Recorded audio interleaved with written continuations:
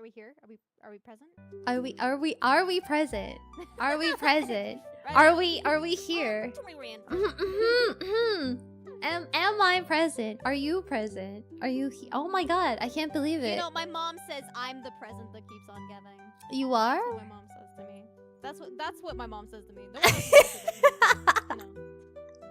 Oh my god. I can't believe it. We're starting. This is the most scuffed intro of all time. Not a great look. Not a great not a great look for the episode. I was prepping to give like a high. Okay, wait, can we do it? We can do that again. Let me go back to the screen. Restart. And then go back. And then go back. 3, 2, Okay. 1, Okay. 3, 2, 1. Yay! We got caught in the middle of like an awkward conversation. Okay. Wait, was it good? Yeah, that was perfect. Wonderful. Okay. Spectacular. Show-stopping. Beautiful. Excellent. Thank you. Yay!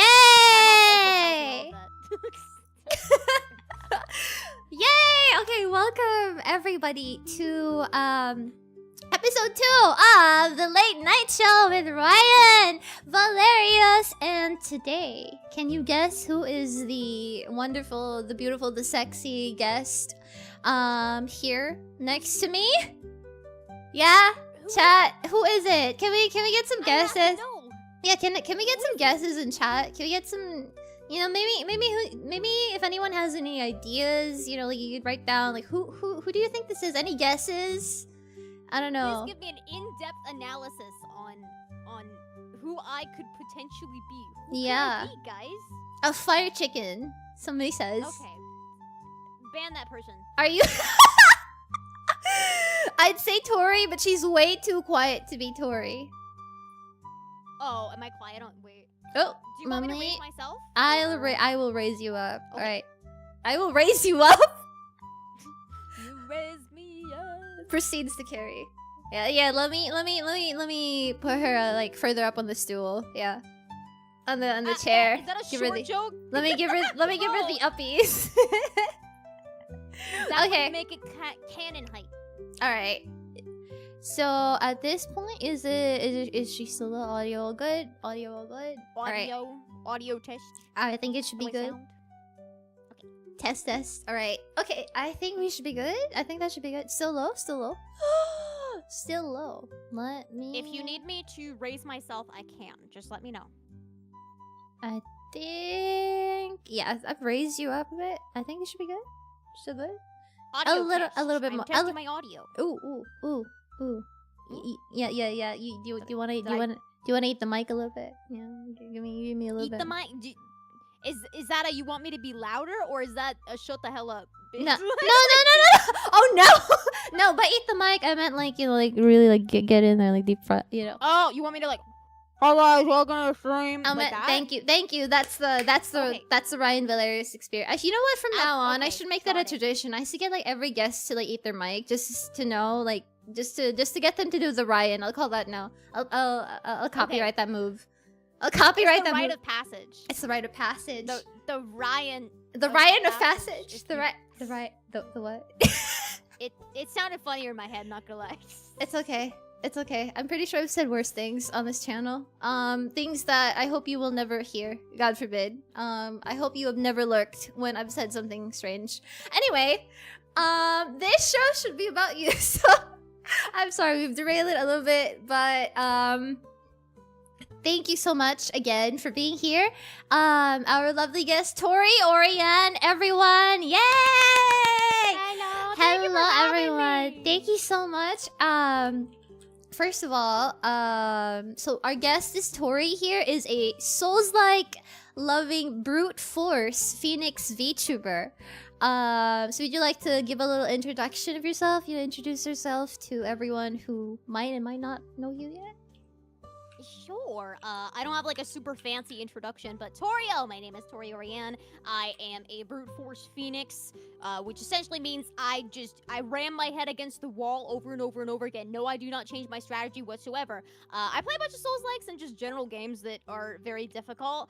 But as opposed to Miss Raian here, I am bad at them. So I just enjoy them. I have a lot of fun playing them. So I'm happy to have met more people in the community that are VTubers that like Soulslikes. I feel like there isn't as many of us. I want more Soulslike VTubers. So happy to be here. Oh my gosh. So basically your catchphrase or maybe like your little intro thing is Tori yo, you know? Like Yeah. I did not come up with that myself. So Someone in chat said it. Chat said it and it became a thing. Oh, that's cute. Yeah. Aw. I feel like most of the things in my chat or like my catchphrases and stuff have been generated by the chat. Like I'm not clever enough to generate that kind of stuff. Even the term brute force. That's all my chat. I see. I think we might need if you could maybe like turn up your mic a little bit. I think for some reason I do have to boot up voice mod, so give me just a second. Samo, that's all good.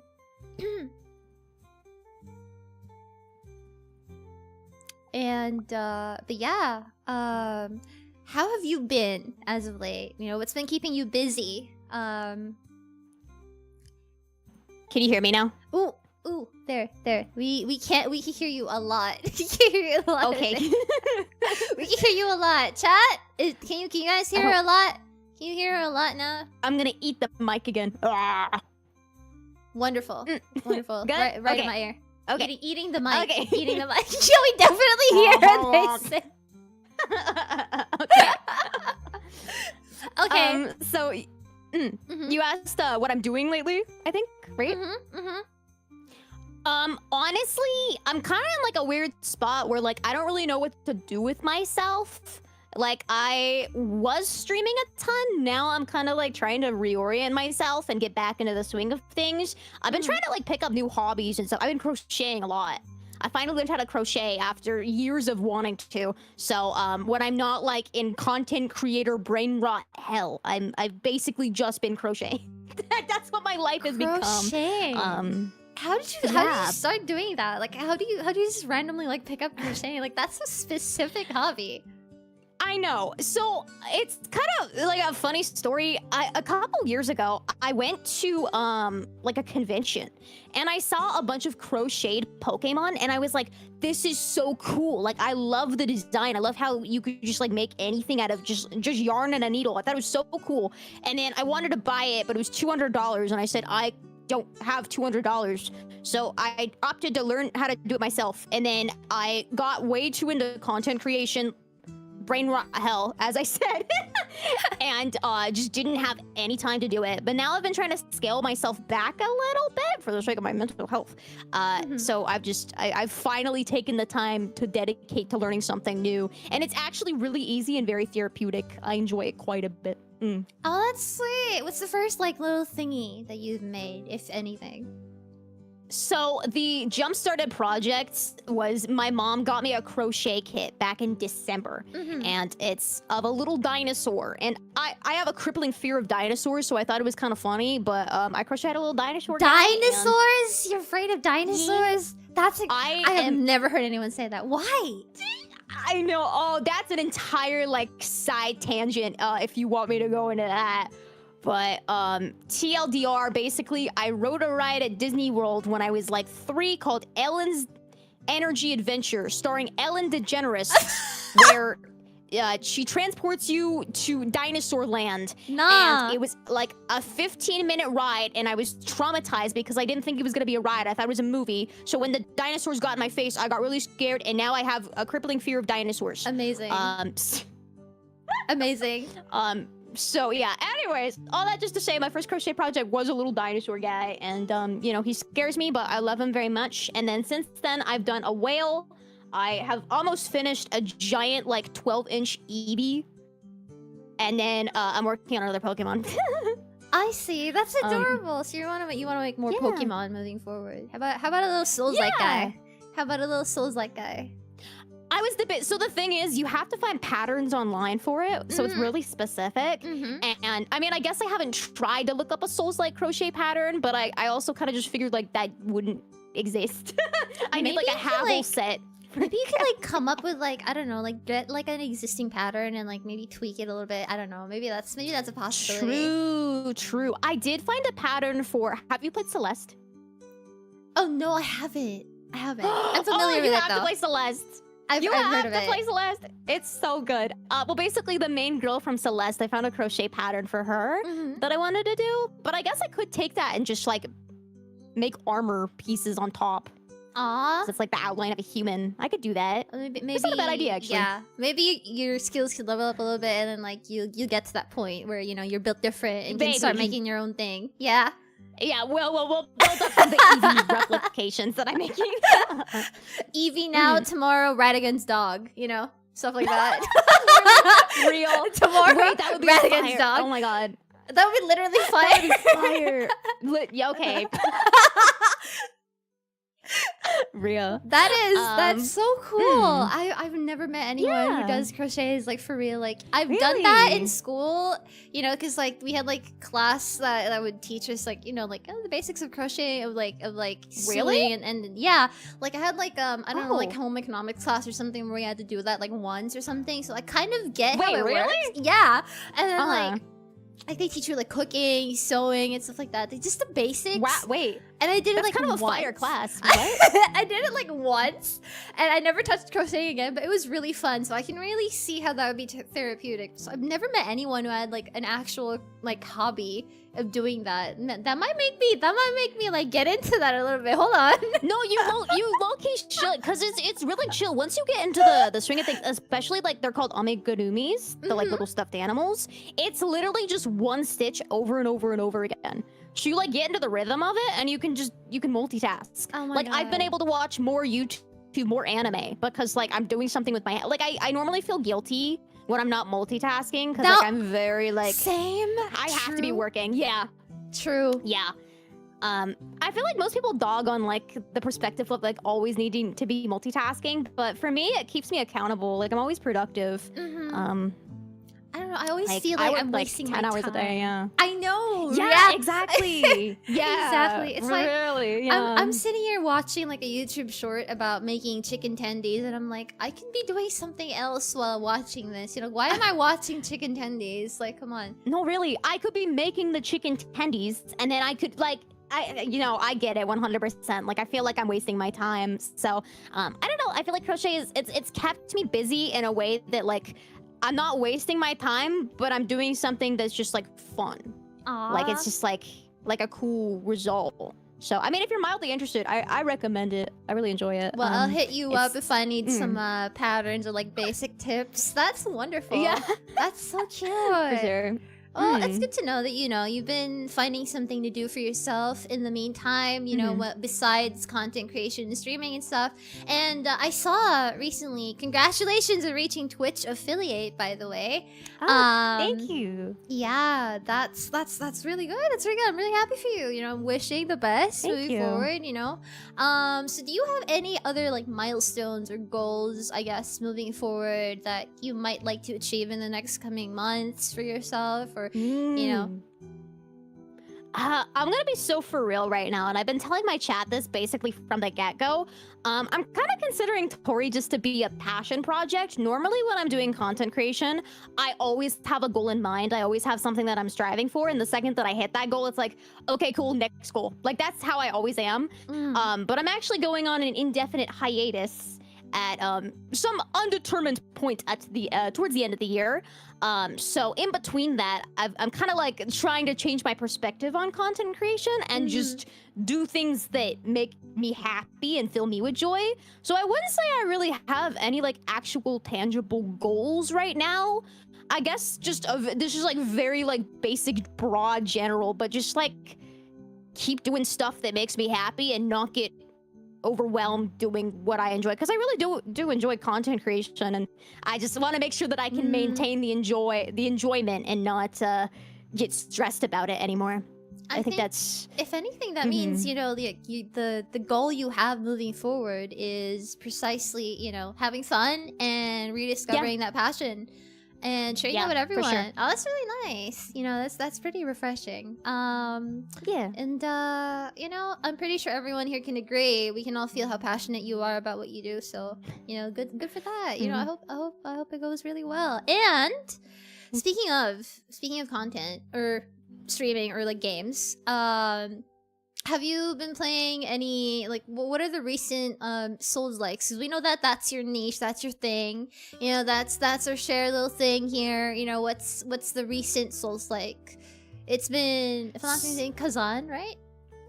Yeah, we talked about this actually a little bit in DMs, but I've really been enjoying Kazan. I was actually streaming it before we hopped on call, and I feel like it's like kind of a breath of fresh air, because I feel like when you're playing Souls-likes, they kind of all seem to mesh into one. It's a good thing that I really love that gameplay loop, because while I'm playing them, I can't agree, like, yeah, this does feel like every other Souls-like ever. But I just enjoy the genre so much that that's okay with me. But when playing Kazan, like, I really do feel like there's a different rhythm to the gameplay, as opposed to a lot of the other ones that I've been playing recently. Kazan is probably my favorite of the more recent. I also really enjoy, I was trying to put you on this, Another Crab's Treasure. Yeah, I have so good. It's been so gathering dust in my Steam library, and I should you fire need that to up. play it. You can beat it in 3 streams, 15 hours. No way. You can do it. It's like, no, you definitely can. It's not because it's an easy game. It's just like a little bit shorter, I would say. It's easier to kind of steamroll through it. It's very linear. But like, I would say Another Crab's Treasure is the last Souls-like before this one that I really felt like this is like a good reinventing of the genre in a way. So yeah, I swear to God, you need to play Another Crab's Treasure. My chat, if anyone is here from my streams, they will know Crab Souls. I pitch this game to literally everyone ever. You have to play Crab Souls. It's a requirement. But yeah, I guess those two are the main right now. I see. So about Kazan, okay, I've only played the demo, Yes. so I possibly have a limited understanding or like feel of it. But I'd like to ask, how would you rate the game out of 10? I guess in comparison to everything you played. So actually, I did want to ask, because I didn't play the demo. So when does the demo end? Does it end after the first boss? It ends after the second one, and then they show you like the little like the plot point, or where it starts off, and he's like, yeah, let's make this contract, let's make this agreement. Yeah. Okay. So you kind of got like the gameplay loop down. Yeah, at that point, I would say. Okay. So personally, I think the level design is a little bit lacking. I feel like it doesn't look as great. I feel like it's, I don't know. You definitely play Kazan for the bosses. That's true. So if I thought that, because I was like, yeah, it's a little bit unseasoned, you know, going through the environment, the levels. There's nothing, you know, like I'm not gonna find Anne Orlando in here and get shot in the head by an arrow like 2 miles away and say thank you. When I ended my stream today, I did discover a Norlando and Blighttown mixed together. So that was awesome.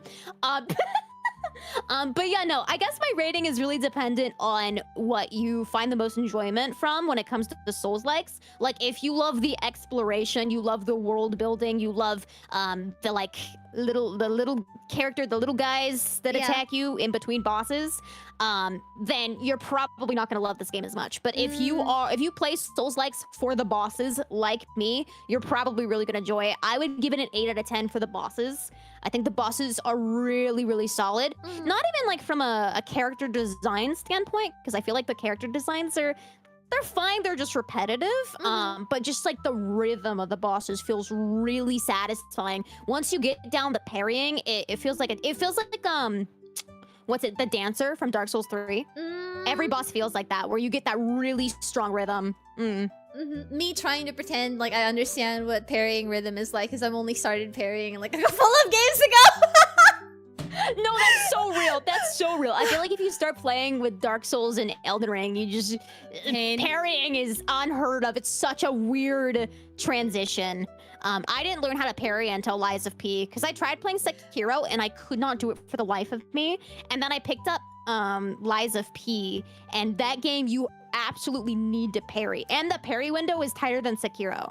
So it like conditions you, and now I feel like I'm pretty competent at parrying. Lies of P was the game that made me enjoy parrying. It's very strange. I don't know how they did it, but there's something about that. And I felt that technical smoothness in Yeah. in Kazan. When I started playing Kazan, I was like, wait, Mhm. there's something. When I opened up the UI too, I don't know if it's because they're using the same engine. I don't know. You know, studios in Korea and stuff might be working with each other, but it looks exactly the same as Lies of P. Like the stat window, Yeah. the UI, it looks exactly the same. They just changed the icons, but the font, everything, it looks the same. So I was like, wait, I didn't even wait notice a minute. that. I was like, wait a minute, is this, you know? Oh. I feel like they might be using the same engine, but yeah, like the tightness of the, I don't know, there's something I like about how crispy everything feels. So yeah, I agree. Yeah. Like, it's not, the level design's not quite it, but I really like the combat. That's, if you just want to beat up bosses, it's really great. Also, side note, unrelated to gameplay or anything else, did you ever like just don't do the same mistake. I hope you've never made the same mistake as me and Kazan, where you did not equip anything on him, and you know you had no armor on, and then the cutscene plays, because the cutscene, the first cutscene that plays when you're going when you're after the first boss, I think after the monkey, yeah. The next cutscene that plays there, it has like a zoom in on Kazan, specifically like the lower region, and I got jump scared because I thought that if you had no armor on, he would just be wearing the prisoner robes that he has at the start. But no, when the first cutscene started playing, he was wearing no, he was only wearing like boxer shorts, and I was just like, hold on, I don't need to see that. Put that away. Hold on. Suddenly I'm restarting the game and taking off all of my armor. No. Oh my god, that's awesome.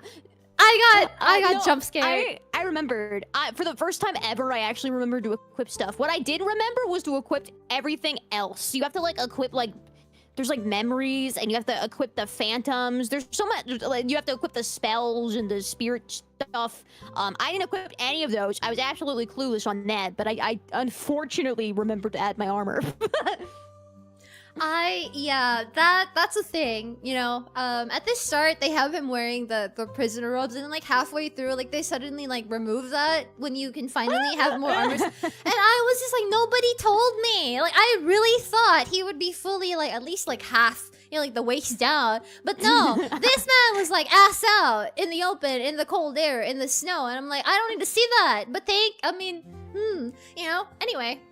I'm glad to know you didn't get jump scared. I need proof. I'm gonna have to watch the VOD. I'll send you the screenshot. I screamed because I was like, no, put that away. Excellent. Bruh. No, that's so funny. That is crazy.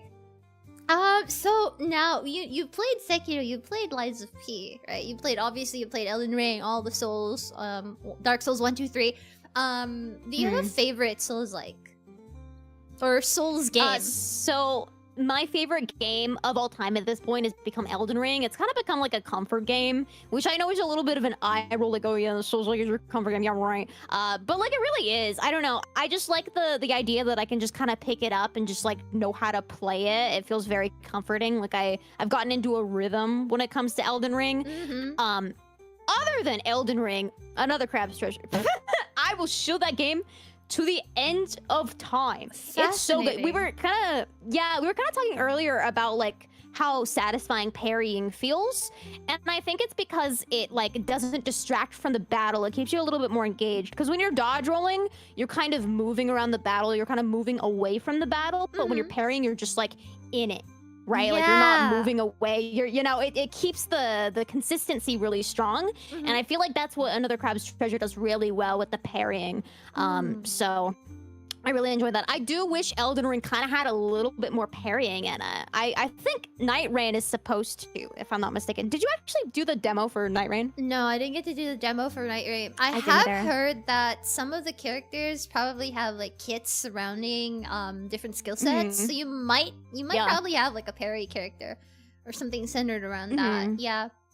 So that's gonna be Yeah, exciting. because I think I saw it in the trailer. Yeah, I was a little bit sad because I got an invite to do the Night Rain beta test. Aww. And I was too busy. I couldn't do it. It was on Valentine's Day around there, and my cat had to get his balls chopped off on Valentine's Day. That is I miss Night Rain. that is a bunch of like that is a crazy sentence. Like read that thing like in one sentence. So I wasn't able to do the Night Rain playtest because I had to get my cat's balls chopped off on Valentine's Day. That whole sentence is that even real? Dude, you know what sucks? It just sucks because it's like I bet everyone else that's like, oh, I can't play Night Rain on Valentine's Day because I got bitches. Me, I had to get my cat's balls chopped off. I didn't even get a bitch out of it. Like I got nothing. I need to. Yeah, you needed to stop your cat from getting bitches. That's what. I know, I did. It was a problem. He was peeing 5+ times a day all over the house. It was awful. Oh. Yeah. Because my parents really didn't want to get his balls chopped off because they wanted to like make him a stud. They wanted to like stud him out because they really wanted kittens. Aww. But he was just he'd be pissing too much. Chat said pee is stored in the balls. That is why you cut them That is a off. fact. That is why you cut them It is a off. fact. Amazing. It's true. Same R.I.P. for human men. Got it, guys. If you guys want to stop peeing at like the weirdest hours and stop wasting your time going to the bathroom, just cut them off. Yeah. Just cut them off. Yeah, you have issues going to the bathroom during a movie or something? Just cut your balls off, dude. You know, yeah. Life hack. Yep. Like with Elden Ring being a comfort game, I can really relate to that because I played Elden Ring Randomizer for the first time recently, and it's terrible, but I love it. And like my first boss was Promised Concert Run, so you can imagine how that goes. It was oh my god, that's awesome. Terrifying. And then the next one, like I get like the original Radon to show up underground, and I'm like, well, this is great. I love being able to repeatedly fight like my arch nemesis again and again. Radon. Like, why are you here again? And I feel like sorry, I was just gonna say the randomizers are really fun once you have played Elden Ring enough because you're so confident with the bosses where it's like, yo, it's this guy and he's here, and it just like switches up the gameplay and it feels a lot of fun. Okay, sorry, continue. No, that's perfectly fine. No, it's true. That's what I was feeling. I was like, hold on a minute. Yeah. It's just incredibly funny though, because it's like, why are you here? Yeah.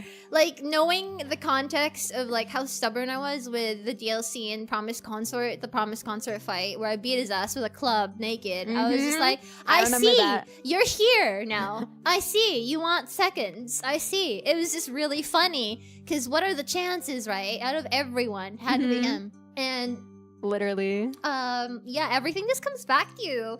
It's just at that point it feels like Elden Ring after you've played it enough. Maybe it's just because it's like the recent game or like like really polished, but it is a comfort game at this point. But I think my favorite Souls-like has to be Lies of P. I don't know, maybe I'm a sucker for story, but I really like the parrying. I like the parrying. I like the twist. Most Souls games don't really have a narrative, so maybe that's another thing that stuck to me quite a bit. But I really like all the little mechanics that they added to the game and the mix-up of combat. I think that game has like some of the most fluid combat, the most interesting weapons.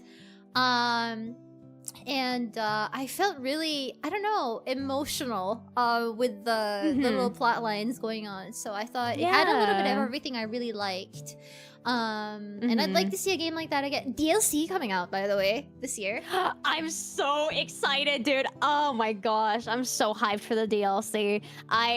Really quickly, piggybacking off of what you said regarding the story, I'm normally not one to like read the item descriptions and get the story for Souls-likes, right? Like I'm here for the gameplay. But I felt the same when it came to Lies of P. Like I was actually pretty immersed in the world, and I was like, I do want to learn more about the story. Like I still didn't go to the extreme of reading the item descriptions because that's too much work. But like I feel like the story is more apparent to you. Yeah. And it just feels so emotionally what's the word I'm looking for? Emotionally oriented towards being emotional, as opposed to Elden Ring big sword go bonk. I mean, I was invested in the puppets and them having feelings. I was like, no, please, my friend, no. And I developed a terrible fake Italian accent from playing that game. God forbid. Oh no. Yeah, can we hear it? Chat. No, it was something like, I don't know. Throughout the game, I was just like, oh, my friend Tori, welcome, spaghetti bolognese. You know, like. Ciao. No. Yeah, I was just like the Tonys, cause I'm where the Tonys. Oh my god. and then my chat was just like, yeah, I got banned. I'm banned in Europe now. I'm banned in 50 countries worldwide because of that. Thanks to Liza P. It's worth it though. It is worth it. I love mocking a good accent. Not mocking, embracing in a way that sounds like I'm mocking it, but I really am just trying my best. I'm just stupid. I'm trying my best, but it's so bad. So, you know, at that point, you know, I might as well just commit to the bit. It's terrible. I did like it though, because like every other Souls-like is always England. So I'm doing like the stupid like, hello, I'm a maiden, please let me take your hand. But like with Lies of P, I could do the spaghetti meatball and switch it up. I like the different setting. Yeah, that was pretty nice. That's pretty refreshing, and I don't know. I'd like to see more Souls-likes with like a more core story that's easier to follow from the get go. Sekiro kind of had that. Crab Souls. But you know, Sekiro's kind of edgy. Oh, yes, Crab Souls. Another Crab Treasure. Yeah, the story's so good. Yeah. The story's so good. I like it. It's so good. It has a story. That's crazy. What? No, it does. It like actually gets really dark. At the very end, it's like, what the frick? Can we get a Crab Souls counter in chat? Can we get a Crab Souls counter in chat? Can we get a Crab Souls? I will show this game to you until you play it. God damn it! Well, the entire game is an allegory for depression. Okay. What? What? What? Okay, I need to check that out. I need to check that out now. I need to check that out. I need to check that out now. Dang. Oh my god. Oh my god. But yeah, anyways. No, I agree 100%. I think Souls-like stories, they have the potential to be very strong. I don't know. I flip-flop because sometimes I don't want the story to be too spoon-fed to me. Like, I don't want to be too much. Like, general games where it's very story-heavy, sometimes I kind of fall out of it. It's a little bit too much for me. But I like a good paced story, and I think Lies of P is a very strong, very well-paced story that it progresses in a way that keeps you immersed, but it doesn't spoon-feed you and it doesn't do too much. Yeah. Yeah. That's really why I like Lies of P a lot. It left a really strong impression of me. Yeah. Besides that though, on the topic, you know, completely unrelated to gameplay again, do you have a favorite Souls-like character? Ooh, this is a tricky one. If you were to ask boss, I would probably say Malakath. But character is a little bit harder for me. Really? I love Malakath. So unexpected. So fun. I know. I love Malakath. I love the dancer. I love another Crab's Treasure, the pinball guy. But yeah, no. As far as character goes, I'm sure there's one that, like, if I were to think about it, I'd be like, yeah, that one's my favorite. But, like, right off the top of my head, I don't even really know. Like, Melina is pretty. I like Melina. Ronnie is pretty. I like... It literally is just, like, woman pretty like her. Like... I see. But, like, what are yours? Give me some ideas. Can I bring your attention to the... Am I really gonna do this right now? May I please bring your attention? Guys, this is my moment. Guys, this is the moment that I've been waiting for. This is the moment that... May I bring your attention to the screen, ladies and gentlemen? My favorite character. Oh, wait, hold on. Let me... I'm watching your stream. My favorite character of all time, ladies and gentlemen, is, can we... Thank you. Okay. Yep. Nope. That's fair. Yep. Yep. No. Yeah. I see it. Yeah. My favorite. Yeah. I just kind of like him a little bit. Yeah, just a little bit. He's just a really strongly written character. He's so sexist, strong, and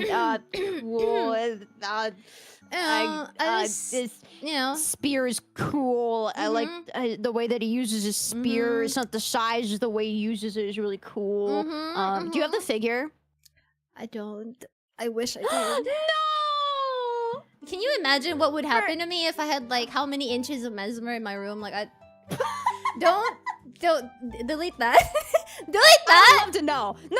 I want to know. Can you elaborate what would happen if you had 18 inches of mesmer in your room? I would put him next to Artorias. I would put him next to Artorias.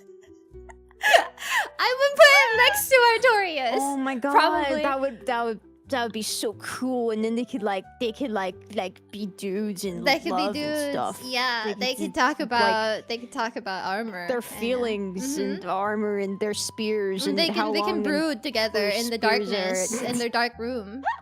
You know. Wait, so you have Artorias? That's sick. I have an I need Artorias. more. And I have the Dark Souls bonfire. Wait, what? Me googling that? Where was that from? I have.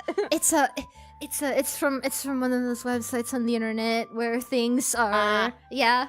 Got it. But I saw it and I was like, wait, I kinda. No, that's fair.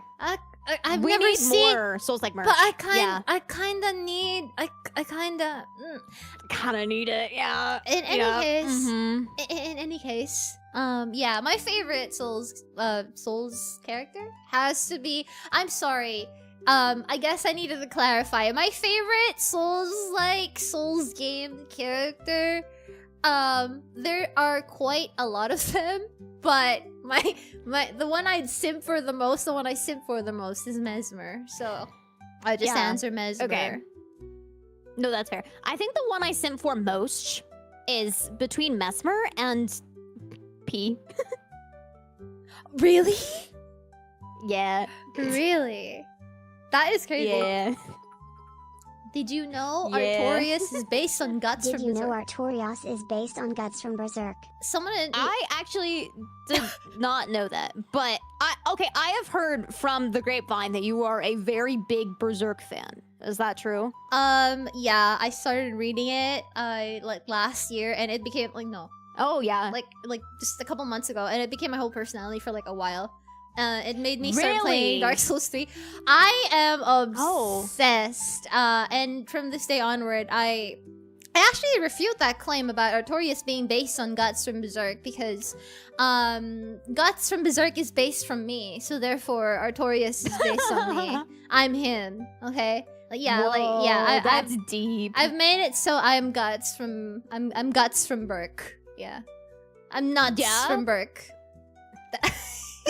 Okay, so like I feel like Berserk and Souls-like fans, like they're very like intertwined. I guess it makes sense, right? Because Souls-likes were kind of based off of Berserk.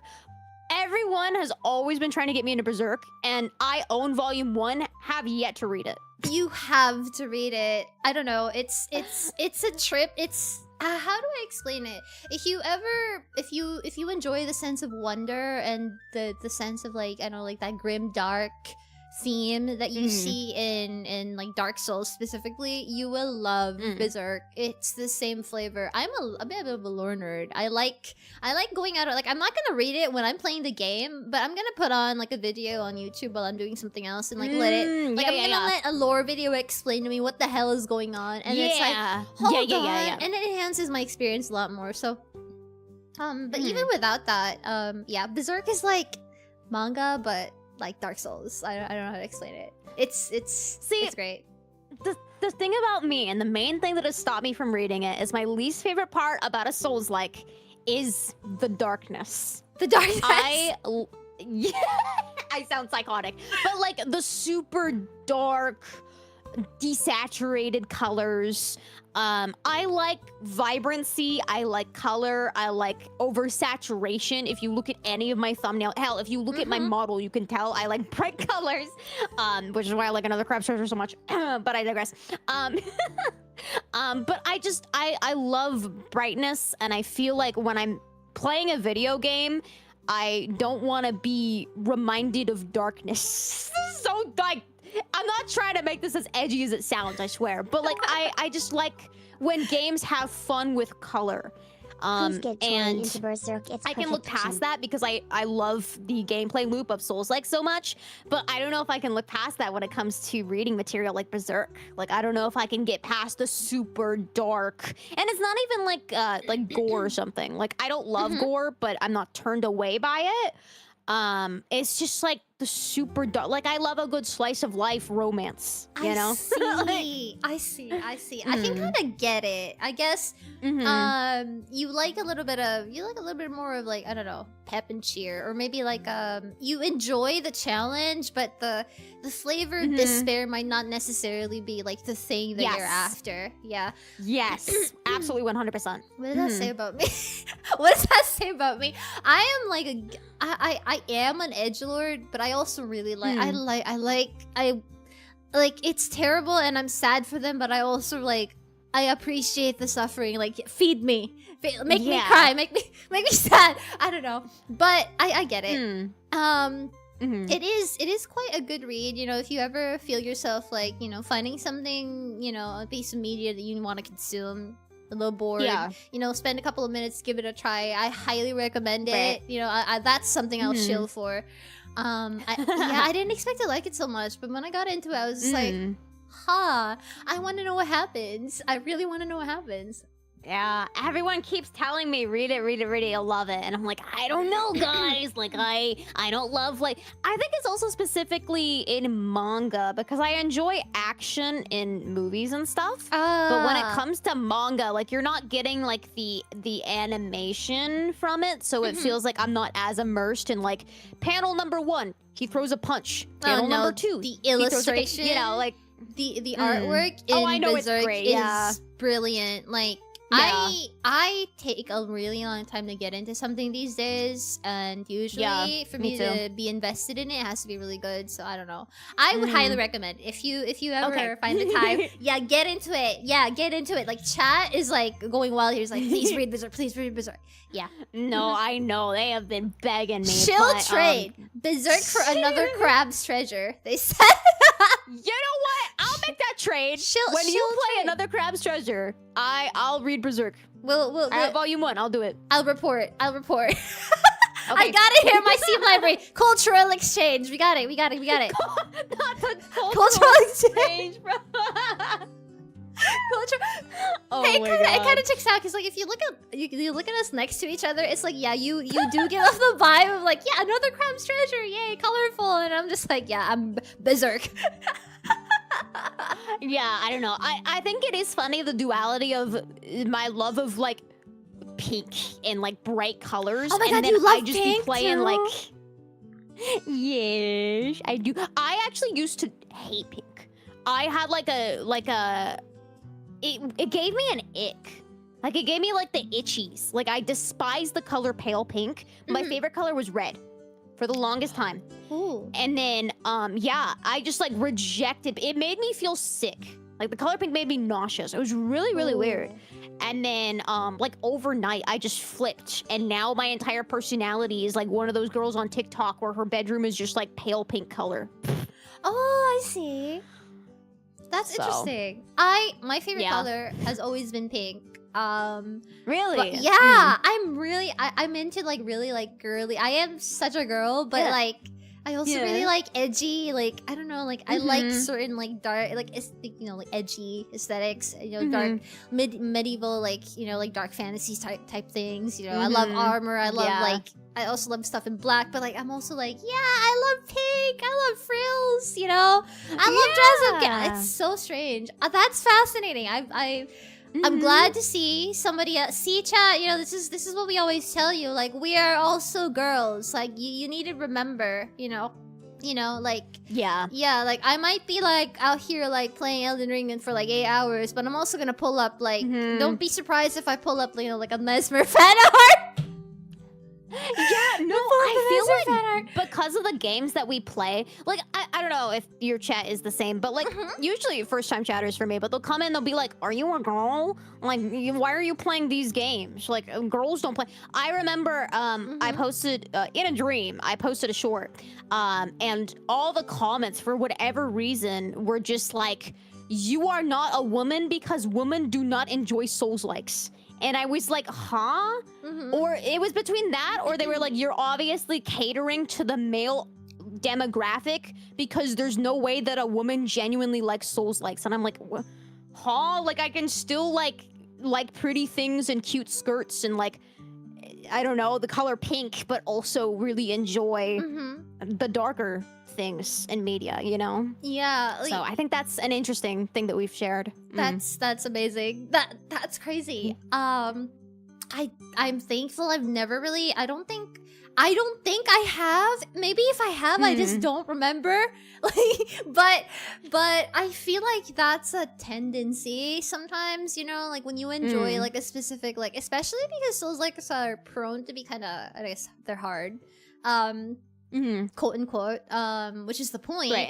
But you know, if people derive fun from that, you know, I mean, you know, that's it. Besides, I don't know. I don't think it's men writing fan fiction about Bale and Egon on like AO3. So, you know, I'm just saying. Don't ask me how I know that exists, but it does. It does. Okay, I had no idea that existed, and now I'm incredibly intrigued. That is a thing. I need to know more. That is a thing. I need to know more. Just for the bit, I looked that up. For the bit. Yeah, surely for the bit. Yeah, I did. Like after beating that boss, after doing the DLC, while doing the DLC, I was like, hold on, chat. You know what? Do you think this exists? And I was just like, okay, let's look it up together. And then it does. And yeah, so you know. Did you read it? No. God forbid. I'm scared. Please. Because, like, how would that even work? What are the logistics of that? How would... You know, I can imagine it's like that one... I actually haven't read it, but there's like that one wings of... I don't know. There's some TikTok romance book, and it's about people and dragons. And the dragons shapeshift into people, and they do freak. You know what? I think that might be why. Because the DLC confirmed to us that dragons can turn into people. And I think people went a little bit... I think folks got a little bit, you know... yeah. You know, The potential! You don't understand the enemies to lovers potential! Oh my god. I'd read it. Future stream? Future stream? Fanfiction reading? Fully voice acted future stream? Terrible. Who gets to be? I'll play Egon gladly if you need someone to yell. Okay. Perfect. Do the entire monologue right now. No! Gosh. Oh, that was so good though. I wish I could do the DLC all over again just because of that little cutscene. So good. Oh my god. I summoned him just because I've heard... everyone was telling me, like, you have to summon Egon. You have to. I was like, why? Like, I'm trying to do, like, a no summon run, guys. And, no, it was great. It was awesome. It was worth it. First trying Bale because of it. Or maybe, like, second trying Bale. I felt kind of bad. But, yeah. So funny. That's beautiful. That's great. Bale for breaking my fragile Speaking heart. of, before we move on from Soulslikes, which is the most difficult or like hardest Soulslike that you've ever played, in your opinion? For you? Lies of P, I think. Really? Lies of P? I think Lies of P. Worse than Sekiro? Yes. It could just be because it was the first game that I was learning how to parry, and parrying was such a big difficulty spike for me. So it could just be because of that, but I found I have very low stamina when it comes to boss fights. So the fact that every single boss had 2 health bars, as you know, across a certain point, really gave me issue. I would say most bosses took me at least like 4 hours. Like I was really struggling. with that game. I'm curious to see because I am planning on replaying it start to finish in preparation for the DLC. So I am curious to see if I've kind of retained the knowledge because I do feel like I've gotten much better at parrying. But I just feel like because of the double health bars for every boss, and then also just like how tight the parry window is, it really contributes. And then again, I play with like the puny little baby katanas that don't do as much damage. So like, you know, that could also be it. But not your giant bonk hammer, not your bonk sticks. The bonk sticks. Yeah. Yeah. I see. For me, but I really loved it, but it was really hard. Ooh, for me, probably because it was the first game where I committed myself to parrying so I could experience the game as I felt like it was meant to be, as it was designed, is Sekiro. And it was a little bit strange to adjust to it at first, but then like once you get into it, it's like it ends there. That's probably why I enjoy Lies of P so much, because it's like the parrying doesn't necessarily end the game, quote unquote. Because Sekiro, I feel like once you get it, once it clicks for you, that's it. That's all there is. Yes. There's you could try getting a little bit more creative with it, but like that's it. That's it. That's all there is. Because there's no way really, like, unless you really like want to try it, there's no realistic way for you to like build around trying to fight the boss in a different way, because it doesn't really give you like, you know, weapons or anything. But Lies of P, you know, you have builds, you got stats, you got weapons, you got the hook, all these other things that change the way that the fight can be paced and how it feels. And it has the parrying if you want to. So that's why. That's probably why I also had a hard time in Sekiro, because it's like I really have to do it just this way. For most of it. Yeah, that is true. That is true. And I feel like people are afraid of admitting that a game is hard. Like, I don't know if it's because it's Sekiro, but like Sekiro is the game where I got people who were very how should I say it, very like elitist almost, in that it's like you should parry, why aren't you parrying, why aren't you should do it this way, you should do it that way. And I'm just like, hold your horses, ladies and gentlemen. You know, Sekiro is easy, and so is your mother. Anyway, yeah. No, I think I would agree that Sekiro was the most interesting group of people. Really? When it comes to the Soulslike that we're watching. I see, that's fascinating. But yeah, it is a really, I still do like that game, and I think it's unique in its own self. You know, it's its own thing. Yeah. I see what it was trying to do. But that made it like the hardest for me. I feel like moving forward, Souls games and Souls-like players kind of push away people who aren't into them or haven't gotten into them, because there's this culture, I think, that surrounds Souls-likes where everyone is afraid of saying that it's hard, or just saying that, wow, I'm having a hard time with this. And it's just like, it's just easy. You just have to do it this way. Or, oh, you're having a hard time with that? It's hard. It's easy. You should just do it this way. Like, dude, just say it. Like, the point is that it's hard. The point is that it's hard. Yeah. You know? Yeah. That's the entire point of the franchise, that it's hard, but like, as you play, you gradually get better, and that the skill isn't just going to immediately come. You're not going to pick up the controller and just be good at Souls-likes. It's one of those genres that you just have to play to learn. And I feel like viewers, like, they kind of forget that, because I feel like a lot of people that watch Souls-like content, they've probably been playing it for longer than at least me, because I'm brand new to the genre, basically. So they forget that there is a learning curve, and you just have to play to get better. So yeah, it's interesting. It's very gatekeepy, I feel, which sucks, because the games are a lot of fun if you know, dedicate yourself to learning and accepting that you're gonna be bad, and it's okay that you're gonna be bad. You just have to love it. Yeah, and I think it's because of that culture as well that stuff like the Elden Ring DLC started happening. I mean, like, I feel like they tweaked it up to like 300%. Yeah. I personally might not have. I don't have issues with difficulty at all. Like, I don't mind if something is really technically hard, but I did feel like the Elden Ring DLC had a lot of like overtuned bosses, in that they slap you in the face so hard, but that's it. Like, if you really break it down, like, the fight is just this repetitive string of like things that you're forced to respond to, and I don't know if it was Yes. interesting. It was just tedious. And I think people were afraid of like pointing that out or complaining about it, because like you look like a little baby if you complain about that. It's like, hey, game hard? Oh, skill issue. Like, come on. Right. Come on, be reasonable. Yeah. You know? Like, it shouldn't be difficult. Yeah, I was gonna say, I have always said this, but I am totally fine with a game that is hard and a boss that is difficult. Like, I will brute force it. I will, I'll keep going and I won't give up.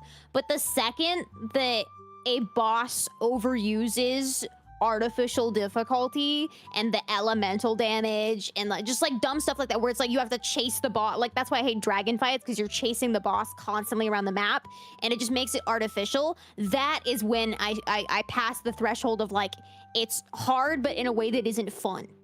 But like if a boss is just hard, like that's okay. And like I will always say like, this is hard, but I want to get through it. I want to get better. So like I share that the same sentiment as you, that like it's okay for something to be difficult. That's kind of the point. Yes. It's so refreshing to talk to somebody about Soulslikes, because I know. Yeah. I know. Yeah, everyone can be like really, so many people are really interested or like curious about them, but they start it and then they never get through it, or like they stop, and I'm just like, please, someone talk to me about, I need to talk to someone about this. Literally. I don't really have too many people that like I have to talk about Soulslikes with. Like I really don't have that outlet. It's just my chat. I'm like, guys, and Soulslike, like, I don't know. I tried to get my dad into playing Elden Ring and he liked it, but like, I don't know. It's very refreshing being able to have an open conversation about Soulslikes and have the person like understand. That is true. Oh, that's so nice. Oh my god. Yeah, that's exactly why I really wanted to have you on the show, because, something in common, and I'd always wanted to hear your thoughts in depth, I guess, about all these little things about this genre, and get to know you a little bit more. But if you didn't focus on Soulslikes or Souls games, what do you think your content would have been focused on, or what do you think you would have like tried to do more of? What will you be doing if not Souls? It's really interesting because my plan. Okay, so obviously, I talk about this a lot, but I've been a streamer for a very, very long time. I've been streaming since 2015, almost 10 years now. And I was not a VTuber before. When I was not a VTuber, I was playing, let's just say, mainly games like Minecraft. Let's just say that, right? So when I became a VTuber, when I was like pitching the idea of becoming a VTuber, I was like, oh, I'm gonna play like cozy indie, like Stardew Valley type games. For some reason, I was dead set like, these are the games that I'm gonna stream.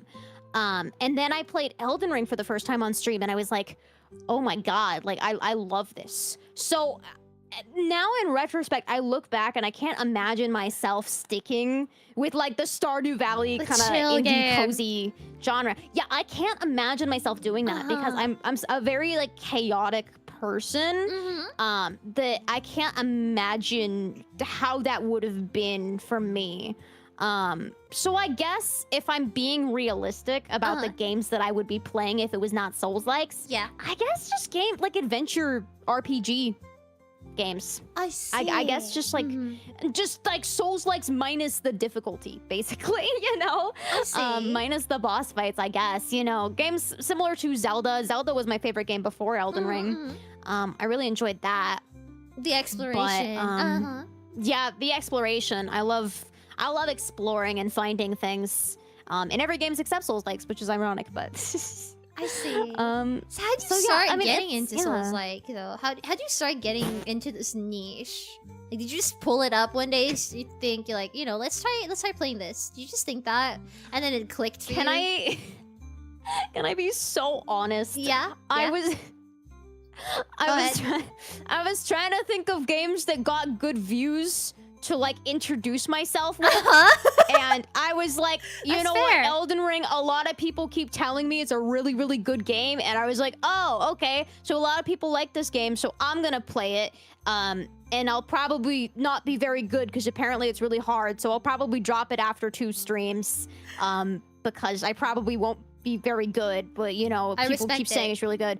And then I loved it so much. It just went from like, what? There's more of these? Like the Elden Ring, there's Sekiro, and then there's like P, and it just kept adding up. And I was like, oh my god, I actually like unironically really enjoyed this. So I guess you could say I started playing Soulslikes. I don't know if you'd call it for a selfish reason, but just like because it was popular. Strategically, yeah.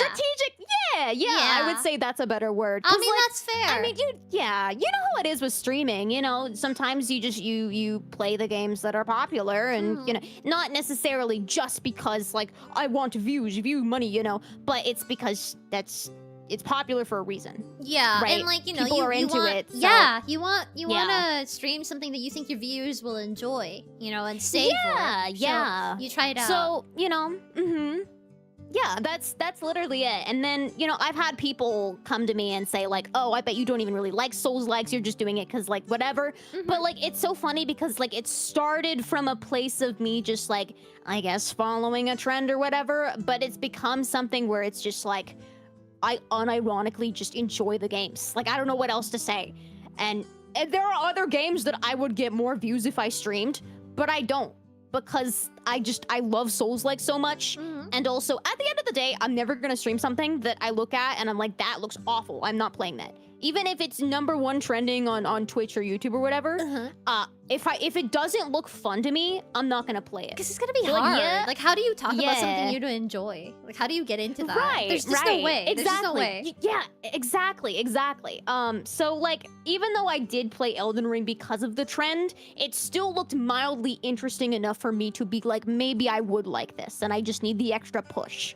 So, yeah, that's the origin. It's nothing that is super crazy. Just I played it and I liked it. I respect it. I respect it. But what about you? What was your first Soulslike? My first Soulslike was Dark Souls 3, and it was a game that I've been wanting to play for a really long time. Yeah. When I started VTubing, I didn't actually have a very good setup, and a couple of months into me doing it, you know, chat and the community really helped me like you know, raise funds for like better gear, better graphics cards, you know, stuff like that, RAM, and I finally, you know, somewhere down the line, instead of like streaming other games, I was like, hey, this is something I'd really wanted to play. I've been really curious about it, you know. I gave it a try. I just wanted to see how it goes, and I really enjoyed it.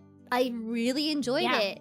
I am a sucker for RPGs, but I didn't think I'd enjoy like the gameplay of this so much, along with the exploration and everything.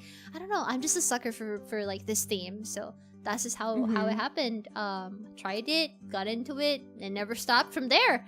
So it's interesting. It's just the same, I guess. Regardless of how you ended up picking Elden Ring specifically as your first Souls-like. That's crazy. Interesting. Yeah, I know. It's interesting duality because the games that I was playing before, kind of like what I just said, right? Yeah, like cozy Stardew games. Valley, Minecraft, Sims, games that like do not require any skill. You know what I mean? So that's why I was so intimidated by games like Elden Ring, because I was like, I'm not going to be good at this. Like, I'm not like a gamer. Yeah, you know? right? So what was your gaming history? Were you playing like trickier games, or no, not really. I mean, like I do play like I guess you could call it competitive games like League, Apex, and stuff like that. Some FPS God, games. she's a League player. Overwatch. You know, like you know, stuff that makes you want to punch your monitor and rage. But like, but for different reasons. I've been playing that and like a wide variety of like, you know, like horror, RP, like literally anything as long as I enjoy it. But Yeah. Like, just specifically, like, this subgenre of Soulslikes, I'd never touched it, or any, like, Yeah. rage-inducing or, like, difficult games that are labeled difficult, you know, like Cuphead, or, like, like a Metroid type game, you know, like, nothing like that. So it was my first. Yeah. I honestly thought I'd just be focusing on, I don't know, like, something like Skyrim, or, like, an RPG. As well, way back. So it was crazy. That's here we are. If you you know, since you used to be like very into cozy games, are there other like kinds of things you'd like to try focusing on, or, you know, streaming, making content on, besides, you know, Souls games in the future? You know, like, because you said you wanted to do stuff out of passion, you just want to enjoy stuff moving forward from this year. What are other things that you'd like to make content on? I would really like to kind of, I mean, obviously gaming is my #1 and streaming is my #1, but I would really like to try experimenting with a little bit more, I guess, traditional YouTube content, right? Like, I don't want to say like commentary channels, because I don't want to like get into drama or anything like that, but just like more like away from just gaming and just like video essays and, you know, I don't know. It's hard to vocal. I guess you could explain it like the Eddie Burbeck and the Curtis Connor and, you know, the kind of a little bit more, they're goofy videos, but they have more meaning behind it. I think a really good example of content that I would love to try in the future is Eddie Burback. I don't know if you know who he is, but he recently did a video that was like literally just, I hated my cell phone, so I got rid of it. And it just like shows his life and like the struggles behind like disconnecting from social media and stuff. So like it's funny. Like the video itself, you're watching it and it's funny, but there's like meaning and substance behind it. So I would really love to explore kind of just making more unique content like that. Aside from just the streaming, because like I said, I've been streaming for 10 years, but I've been doing YouTube for longer. I've been doing YouTube since 2013. So like the core of what I know is making YouTube videos, but I haven't been really able to figure out a way how to naturally translate that into VTubing. So I would love to branch out and try to combine the things that I really enjoy and just make new content, you know? I feel like VTubers are the core content that VTubers do are live streaming video games, which is awesome. It's fun. I love it. It's my favorite thing to do. But I would love to like explore outside of that realm, if that makes sense. Speaking of, I'd actually been meaning to ask you, what do you think is the most challenging part about being a VTuber? Like specifically a VTuber? Yeah, like within the realm of being a VTuber, with all that it requires, all of its limitations, what do you think is the most challenging part about being a VTuber specifically? If any. I wouldn't say challenging, but I would say the thing that took the most like adjustment was just like, I guess, and not in a bad way, okay, but the type of people that you attract that come to your streams. With that said, like I love my, don't tell them I said this, but I love my community. I think they're awesome. I think they're incredible. But it is a different vibe than what I used to have.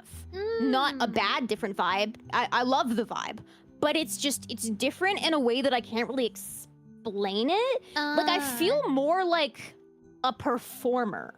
Even though I'm not like putting on a performance different to what I would before being a VTuber, but I feel more like like an influencer. I hate that word, but like I don't know.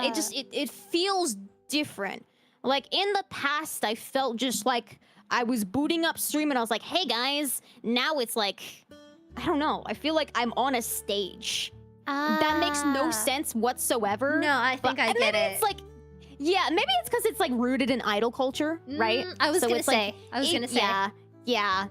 So like maybe it's just that. But like again, not a bad thing, not really a challenge. It's just been different in a way of like trying to figure out how to go about that change. But I love it, and I love the community so much, and like I don't know. I'm just more passionate about content creation than I ever have been before, and yeah, I feel like there hasn't been too much difference. I see. I'm just kind of here. I don't know. The vibe. There's just something about the vibe that's different. Interesting. Yeah. I see. Yeah. I see. So we often hear people describe like their favorite streamer or their favorite VTuber. But how would you? Okay, let's flip the roles. How would you, as a streamer, describe your community now? My community. Honestly, I feel like they're just people that, like, just are really passionate about the most random things. And I love it. I would say most of my viewers are people that love Soulslikes. But if you go out in the real world, you go outside, you touch grass, no one knows what the hell a Soulslike really is. You go outside, no one knows what the hell Berserk is. No one knows what the hell, XYZ is.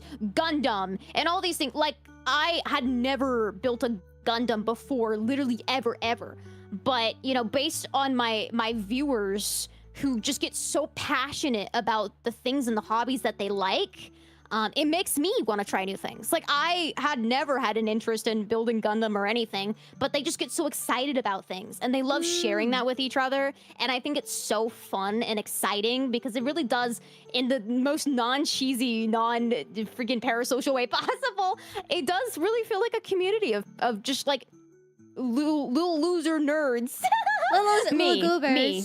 True. Little goobers that are just not loser. I mean, I'm the loser, but I'm attracting the nerds. That's what I tried to say. But yeah, anyways, just like the nerds that are just like are really passionate about like the most random niches, and we all come together and we go, I really like that too, and then we share and we have a good time. That's sweet. That's really cute. Yeah. I see. I see. What's like? Do you have like I feel like this happens for anyone, for any community. But can you share like your latest, I don't know, meme, joke, running gag? If you have one. Rotating. Can you explain? I could not tell you where it came from. I think I was just on stream one time, and like my character moved in a 360, and I went rotating. And now my chat, whenever I rotate, everyone in chat goes, rotating. It's so stupid. You know what? Just as a rite of passage, we can do that. We can do that here too. Let me do a little something. No, she's gonna do it. Chat. Let me do. Chat, you better get ready. You better get ready for this. Yeah, I'm gonna do something. I'm gonna do something. In honor of this. I'm gonna. Let me. How do I do this? Hold on. Let me figure it out. How do I control and scroll? Okay. Okay, there. Okay. Yay! Yay! Rotating! Beautiful. Rotating! Spectacular. Yes! Double rotating. Double rotating. Double rotating. Ladies and gentlemen, we got it. Beautiful. Oh my god. It's so stupid. I love it. It's amazing. It makes me laugh every time. That is beautiful.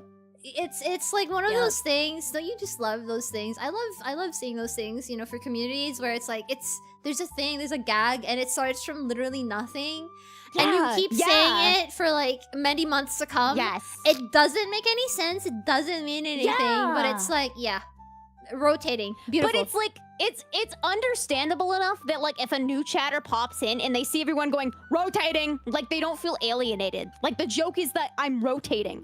Like that's it. Like there's no other like deeper meaning. Like I love it. It's so funny. It's stupid. That's great. That is one of the most that I will keep that in mind. The next time that happens. I hope next time you rotate in a video game, rotating plays in your head. I hope. You better make that like you need to make like a soundbite and like add it to like an alert or something. Anytime somebody subscribes to your channel, rotating. Wait, you kind of right. I should make that like the alert soundbite. sound effect. Wait, you're so right. Oh my god. I made like a really low res based on my my reference sheet because I have a front and back on my reference sheet. I made a super low res emote and it's just my reference sheet flipping front back, and people spam it. It's rotating. Front back. I see. So That is so dumb. It's so dumb. It's so funny. Beautiful, beautiful. You know, if you guys ever need something to remember her by, just clip like her saying rotating repeatedly and set it as like your alarm. Yeah. Set that as your ringtone. Oh my god, real. You know what? I hope that when Tori fucking dies and goes on indefinite hiatus, I hope the one way that I last in your brain, the little brain worms, is just whenever you rotate, you think of me. You think of rotating. Not even of me, just of that. Just the voice line. That's it. Amazing. That's the mark I want to make.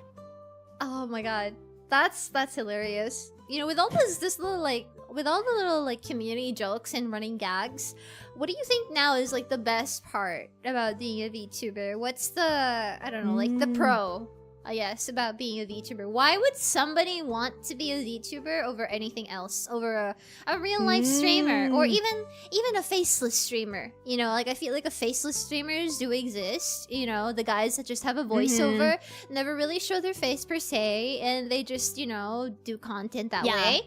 So what's the difference between that and why would somebody want to be a VTuber specifically? Honestly, it's just fun. Like, it's just fun. Having a concept in your mind of like, I want to be a lizard, and then you can just become a lizard, and then you just like, I think the most fun part is when you first get a model and you see yourself like moving the model, and it's like that me, and then like puppeting it, moving it around. It's just fun.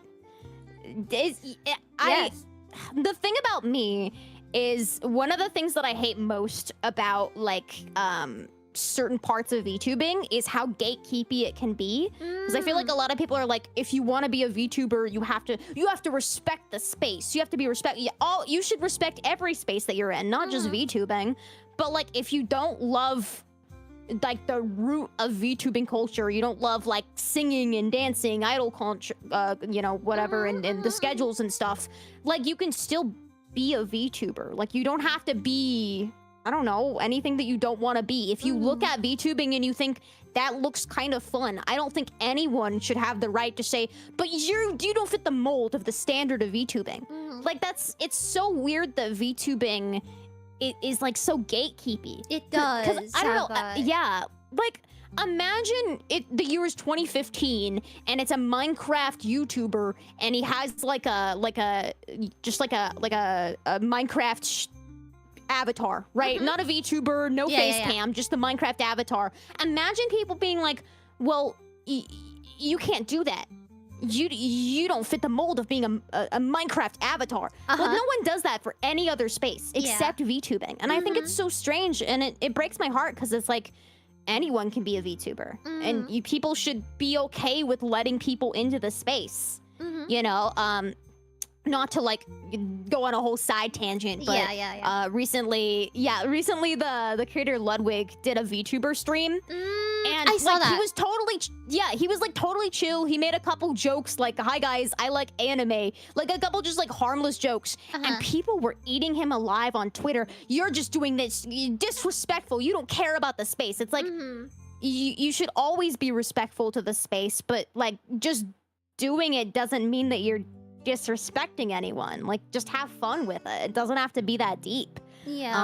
So yeah, just like let it be fun, you know? It's huge tangent for a very simple question. No, I'm so sorry. No, that's perfectly valid. I think that's valid because I think that in itself is the pro and the con as well. Right. It's something that it's a free medium. You know, you can literally be anything, anyone. You know, you could be an assault helicopter if you could figure out how to do that. You know, if you wanted to be, right? But it all comes down to what people even accept or deem, you know, what counts as a VTuber. You know, because some people would even argue, like, you know, a PNG isn't a VTuber. Like, I think personally for me, it's the basic is just you have a virtual appearance, avatar, a virtual representation of yourself, and that's you.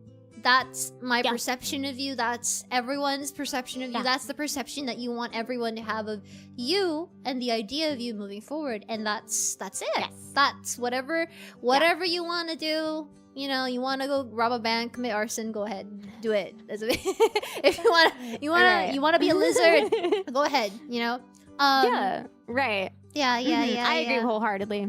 I see. And that's not to say that like the original concept of VTubing that's rooted in idol culture, that's not to say that's a bad thing. I think it's cool as hell. I love the professionalism. Like if we're thinking like very standard like HoloLive, I love the idol and the professionalism that comes with HoloLive. I think that's awesome. I think that's so cool. But just because someone doesn't fit that mold doesn't make them any less worthy of joining this medium because it's just fun. It's just fun. That's it. That's it.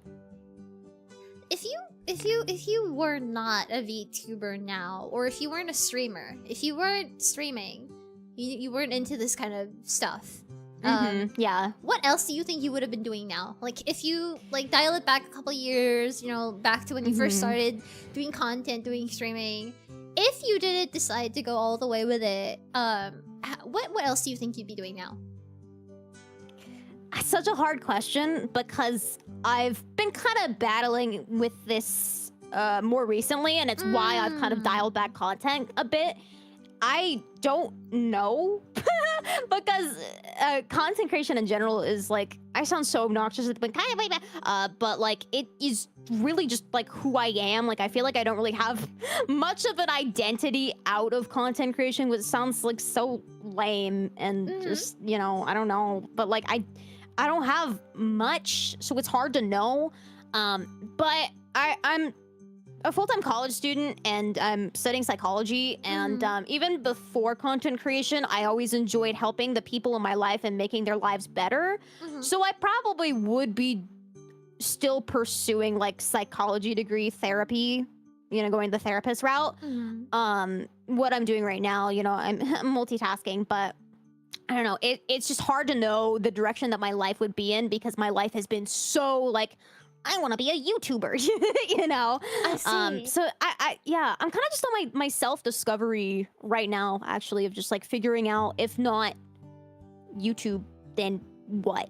I guess just being a therapist, like just helping people in the same way that I do content creation, because it's kind of transformed as a way of like, I feel fulfillment when people tell me like, hey, your streams have given me a little bit of peace, and like they've helped me like cope with stuff.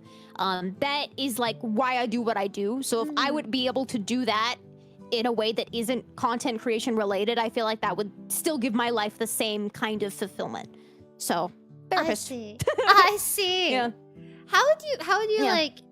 Because did you ever see yourself becoming a VTuber? Like when VTubing started becoming popular, like a couple of years ago. I think that's a little bit, you know, time flies really, but it was a couple of years ago now, and I feel like, you know, people started to join in like a little bit after it became a little bit more mainstream. Way back then, like were VTubers already on your radar? Did you ever think about becoming a VTuber? You know, how did that begin? How do you consider that? Because I think it's a big leap when people are already into content where they, you know, they stream normally, they do content normally.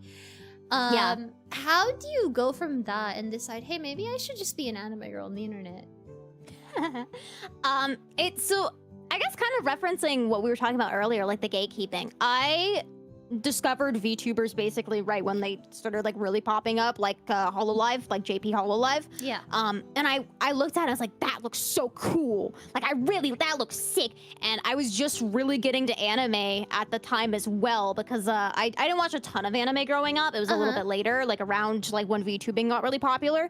I looked at it, I was like, that looks so cool. Like it's like I wouldn't have to like show my face, and I could be like a cute anime girl, and like I could just have fun. And then like the community was like so like gatekeepy that it kind of turned me away from it. But I was like, oh, I am not, I wish I could be the HoloLive idol type, but that's not me. You know, like I can't sing, I can't dance. I'm not the idol type, and therefore this space would not accept me. I think that's why I'm so passionate about saying that anyone can VTube, because for the longest time I thought I couldn't VTube. I thought I didn't fit the mold. I thought I wouldn't be good enough. But there came a point where I don't want to get like too deep into like doxing my past, whatever, before VTubing. But TLDR, there came a point where I was doing pretty good. I was doing pretty good streaming on my own. Yeah. But there came a point where I was like, I kind of want to reinvent myself, because that channel at that point I had been running since I was like 12, for legal reason 13. So it didn't, the character that I was playing on stream didn't feel like my adult self. It felt like me when I was 12. Yeah. So I thought, like, what better way to reinvent myself than just becoming a VTuber and saying, screw it, whoever thinks I don't fit the mold, frick you. I'm gonna do what I want, and I'm gonna enjoy doing it, and I'm gonna reinvent myself. And it really just made sense. And that's kind of why Tori is a phoenix. It's because, like, the rebirth, you know, it's so the, that's where it's the analogy. That's where it comes from. Yeah. I see. Yeah, it's the analogy of I don't know, rising from the ashes and like be reborn, reimagining myself. Yeah. So there's the behind the scenes on why Tori exists. There's the lore. There's the Tori lore, guys. Tori lore. Did you always want to be a phoenix? Like, that was always the thing from the start when you thought about it? Do you have any other I had a really hard time. Yeah, I had a really hard time figuring out what I wanted to be. I came up with the concept for Tori probably like 3 years ago at this point, so I don't really remember what Tori was before she was Tori. But I think it probably went along the lines of Googling cool mythological creatures and then looking at the meanings behind them. And then when I came across Phoenix, it was kind of a no-brainer, where it was like, oh, I remember what I wanted to be a ghost. I think I wanted to be like a ghost princess. Ooh. But like I like died. So like I didn't remember anything of my past. So there's like very heavy motifs. Very heavy motifs of like death and like a rebirth and a reimagining and a rediscovering of myself. I wanted to be a ghost. I think I also wanted to be a witch at some point, because I really like the concept of like magic and stuff. But I kind of combined that, the whole like concept of death, phoenix, the concept of magic, kind of the fire that comes with a phoenix. So when I came across the concept of a phoenix, I was like, wait, that's literally me for real. Like I just keep coming back, you know? So yeah, it just kind of makes sense. You just keep coming back. That's a nice little catchphrase. You just keep coming back. You know? I just keep fucking come back. They can't get rid of me. They try. That's it. Remember, slap that on your forehead, chat. You know, she just keeps coming back. Yeah. That's it. That's it. That's the one. Yup. I see. So, you know, you mentioned that you feel like VTubing has this gatekeepy thing about it. But moving forward, what do you think the future of VTubing will be like? Because I feel like as time progresses, the more that VTubing gets exposed to more people, even with the gatekeeping, which I think will exist with anything, especially when it's like it starts out as a niche that explodes into popularity, because people will, if something is cool, people will eventually, you know, everyone will find it cool at some point. Like, we'll see more and more people getting into it. So what do you think, personally, like, what do you think the future of VTubing will be like? Do you think it'll be more accepted? Because I think a lot of people still think that VTubing is like, you know, like this weird, like, it's you know, weird, it's all these weird assumptions about it. All these weird, like, oh, people just like want to see like anime girls, you know, jiggling. Yeah. right. I think this is a really interesting topic to me, because I love talking about like how it's going to progress. I think as more people become VTubers, more people will discover that VTubers are just people that are doing their thing, but they look a little different. Like they have art to represent themselves. I think we're gonna see more people becoming VTubers, but becoming VTubers in ways that are a little bit unorthodox to the ways that we're used to, right? Usually we have a VTuber, they debut, they stream game, right? Yeah. I think we're gonna see more VTubers that kind of break that mold and do more unique content. And that's kind of why I also want to do that as well, where it's like I want to make unique content, because I really do truly think that that is the future of VTubing, where it breaks the mold and it's no longer just one size fits all, where it's like you don't classify a creator necessarily as a VTuber you classify it as a creator that uses a VTuber avatar. If that kind of makes sense, right? It's not just gonna be like a, I don't know. It's weird because it's like when you watch people on, let's say on Twitch, right? You either watch someone or you watch a VTuber, right? Yeah. It's like, why is there that weird divide? I don't think there should be that weird divide. I think it should be you just watch someone and maybe that someone happens to have a VTuber model. But I think naturally as more VTubers kind of surface and they try to do more new content, people outside of the VTuber space, they're gonna discover their favorite creator and they're gonna learn, hey, my favorite creator, they happen to have a VTuber model, but they're still sick as hell and I'm still gonna watch them. And I think we're gonna see that natural transition where it's just like everyone is just within the same space of creator, no longer creator and VTuber divide. Yeah, the distinction where streamers, normal streamers, content creators, and VTubers will hopefully narrow. You know, I feel like VTubers, probably because they're limited by the fact that, you know, you don't really do the doxing thing, like showing yourself and everything. Yeah. I mean, you know, like not to go into a tangent that might be a hot take, but you know, like I feel like VTubing in itself is because you don't show, you know, who you are, what, you know, like what you look like. Obviously, everyone's free to do what they like, but I feel like that's part of it, you know, and because of that, people feel kind of limited about what they can do because you know, like how do you do like a vlog, for example, or like a tour of something, you know, in real life? How do you do anything that might involve real life stuff as a VTuber? Because you're bound by this body, this appearance.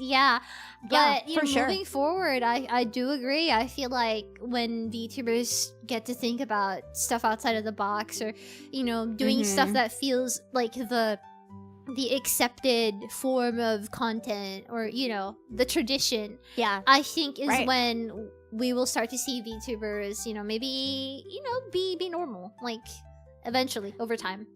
I don't think VTubers will ever be normal in the head, but that would be that'd be a great goal to have. No, I agree. Yeah. 100%. Yeah. I see. So moving, you know, with that in mind, what's like, you said that this year you just like to do stuff as a passion project. You know, you just want to chill, do what you enjoy. But you know, just to be a little bit crazy here, like let's pretend you had all the resources, all the cash money, all of the people that you need, all of the resources. What would be like your biggest, craziest ambition as a VTuber? Okay, so I love the blend between the VTubing and the real life. Like I love like seeing a VTuber, but like on a real life set. I would love to do something on a real life set. I don't know, just like maybe like escape room where it's like themed around something, like something tangible. An escape room where they escape from you. No, but like something like themed where it's like interactive. I guess I don't really watch him too much, but Kaisa Nat, where he has like the physical sets. Yeah, I think that would be so cool to have a blend of the physical set and the VTuber. I feel like it would be so interactive. You can do so much stuff with it. I have always thought it would be super fun to not like a podcast, I guess, but like have the podcast be in a physical environment. Like you have a physical podcast set with physical guests, but your host is a VTuber. And you're like directly blending the worlds between VTuber and real life. I think that would be so sick, so cool. So yeah, just like physical sets, building things. To kind of, because like you said, there's a lot of restrictions that come naturally with being a VTuber. So just kind of finding unique ways to be creative to go around those restrictions would be a ton of fun. Yeah. That is... Yeah. That would be really neat. Like, can you imagine, like, having, like, I put 1,000 VTubers in this maze. Like a freaking Mr. Beast of VTubers. Yeah, that's the goal. I put all these people inside this maze. Yeah. I put 10 people inside a box. Host events. Yeah, like, being able to host events as a VTuber, I think would be so cool. I would love to do stuff like that. Oh, I really look up to the creators, Kaisenat, Ludwig, who are doing big events, but they're like physical. You know, like the practical sets. They're going outside. They're doing things. You want VTubers to so go cool. outside. That's the goal. I do. That would be awesome. VTubers need to go outside. Goal, honestly. Got it, guys. VTubers need to go outside. 2050. No, but yeah, no, genuinely. You going outside. With that attitude, yeah, you guys are VTuber fans. I'm trying to change the VTubing space so people want to go outside more. The Minecraft movie inspired me. But yeah, the Minecraft movie inspired you to go outside. The Minecraft movie inspired you. It did. But yeah, I want to do like physical sets and physical events. Amazing. So excited. I want to host something. Yeah. I see. That's nice. That would be crazy. I think Hololive does that a little bit. They have obviously they got all the technology for it, but they've been doing stuff slowly. That's kind of like that, where they have the VTubers at physical sets, guestings on TV. You know, so like on the news and stuff like that. And they're 3D, or like they're 3D, but they're in the space and they're utilizing their track. Cool. That would be crazy. I agree. That would be so nice.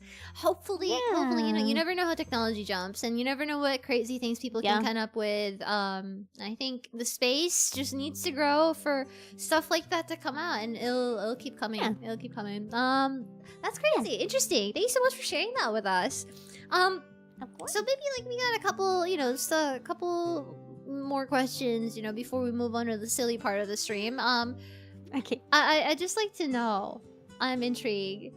How does you mentioned your dad, you know, you tried to make your dad play Elden Ring with you, you know. And you said that he liked Elden Ring. How does your, dare I say, you know, if it might be too personal, but like, how does the Tori family find your VTubing? How do they, have you ever tried to explain that to them? They've always been used to me doing stuff on the internet, and they've always, I'm lucky that they've always been very, very supportive about it. It feels weird because like there have been times where, especially my mom, where she's like, well, if you're making more money doing VTubing, just like do VTubing. Like you don't have to like get a career, just do VTubing if it makes you happy and you're making enough to be self-sufficient. I'm like, you're chill with that? Like I could just do that? Like, you know? So I'm lucky that my parents have always like been very supportive. Do they know what the hell a VTuber is? No, not really. Do they really understand what a live stream is? No, not really. My dad calls it like a broadcast, and then my mom calls it like my talk show. A talk show. I'm talking to my friends on a talk show, but you know, they're a little bit clueless. They don't really understand anything about the VTubing, and my dad used to think that someone was behind the scenes animating me live. Oh, like, that's live. sweet. That's sweet. Yeah, they didn't understand that it's like facial tracking. They thought it was like live animation. So they're a little bit clueless when it comes to how VTubing works and like the space. But they are very supportive, especially over VTubing, because they feel like I'm more safe. And I think that's their priority, as long as I'm happy and as long as I'm safe. Aww. With VTubing, I don't have to, you know, I don't have to show my face. I don't have to tell anything that I don't want to say that's personal to myself. So that's really sweet. You know, I'm really grateful that they've always been so supportive. I got very lucky in that regard. Aww, that's really cute. That's you're really lucky. That's wonderful. So like, have they always been? How should I say this?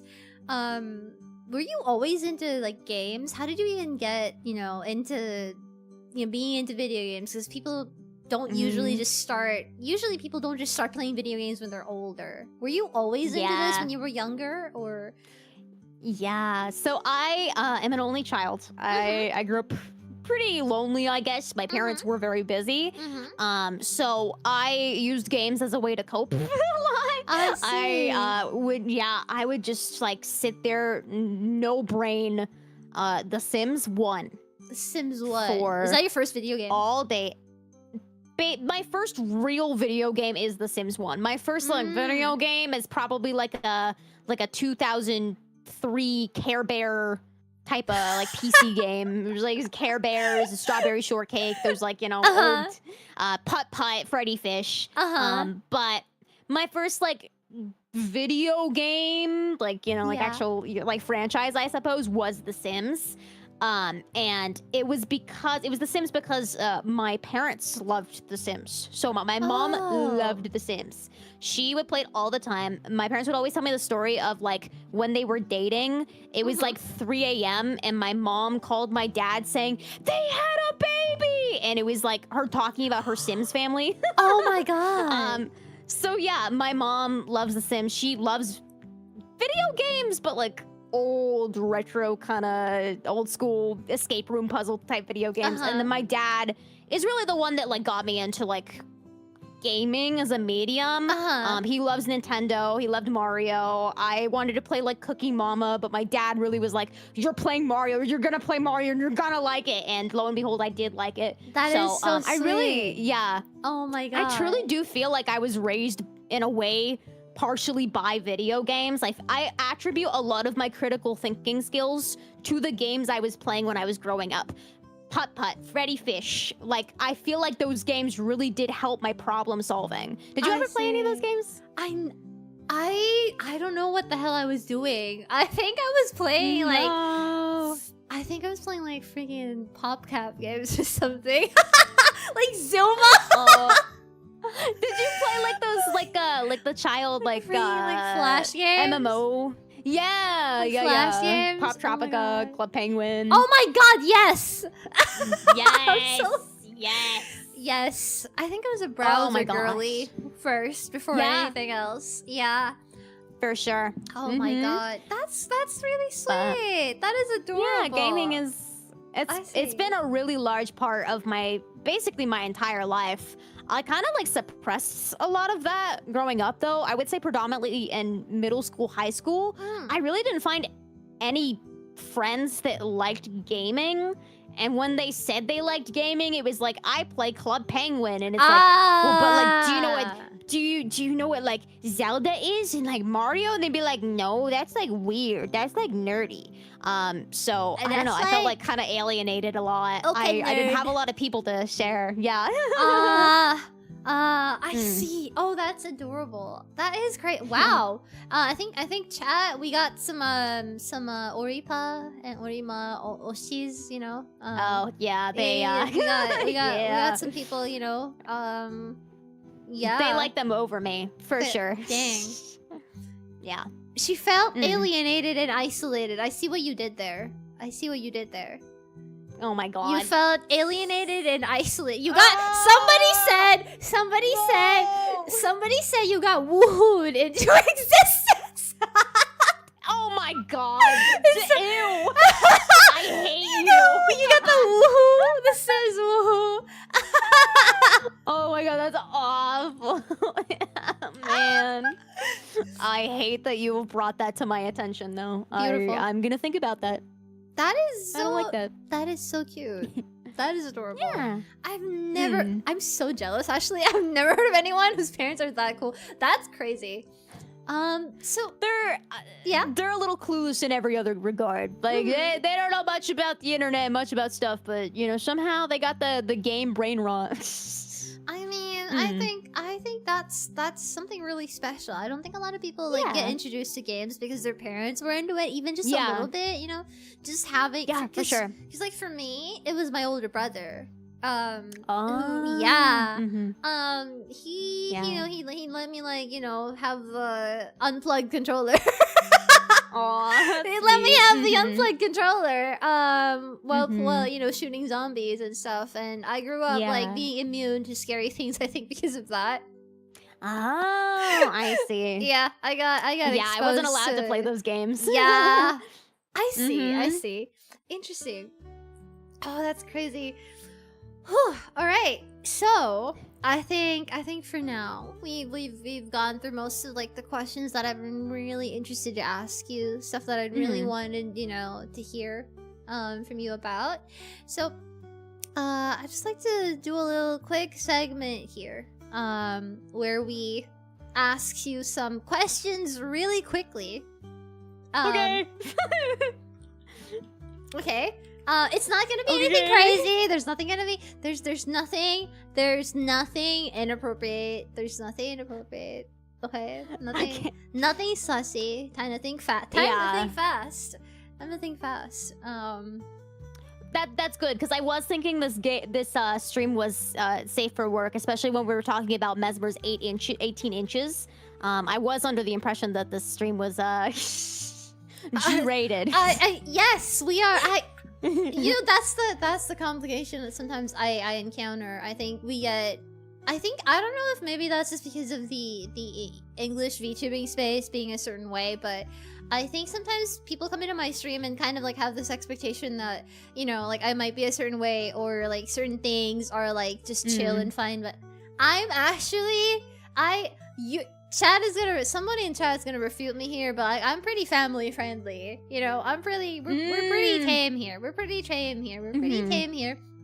So yeah, you don't have to worry about that. You know, I keep everyone nice and comfy. I misunderstood. I apologize if I've said anything. No, like, out of line. No, my humor's a little all over the place. No, absolutely. You're perfectly fine. You are chef's kiss, wonderful, spectacular, beautiful. Chef's kiss. Okay. Yeah. We have a lot of banana jokes on this channel because I literally have a version of myself where I am a banana in a banana suit. Like a rigged model? Like a 3D, yeah, one of my 3D outfits is a banana. Like a literal, like a whole banana. Like a banana.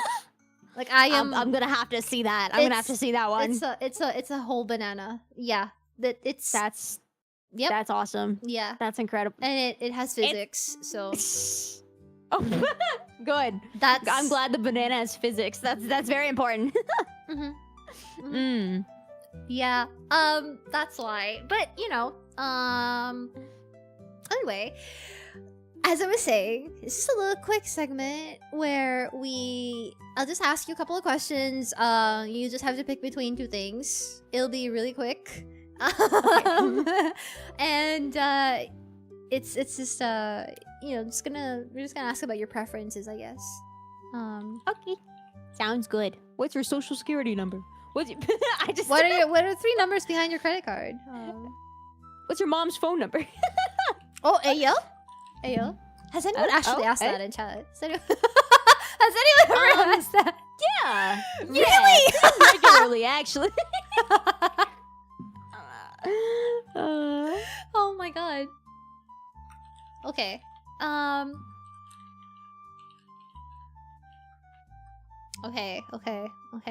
Okay.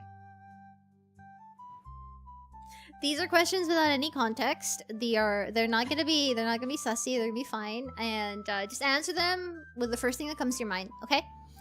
All right. Oh, We're gonna start. Okay. Little quick fast talk segment. All right. Don't think about it. I'm ready. It's gonna be really fast. Okay. Okay. I'm ready. Locking in. Okay. Locking in. 3, 2, 1, and dog or cat? Cat. Tea or coffee? Coffee. Cold or hot? Cold. Sword or shield? Sword. Twin tails or Pokemon ponytails? sword. Twin tails. Ooh. Full plate armor or naked? Naked. Hey yo! Margit or Morgott? Margit. Magic or pure strength?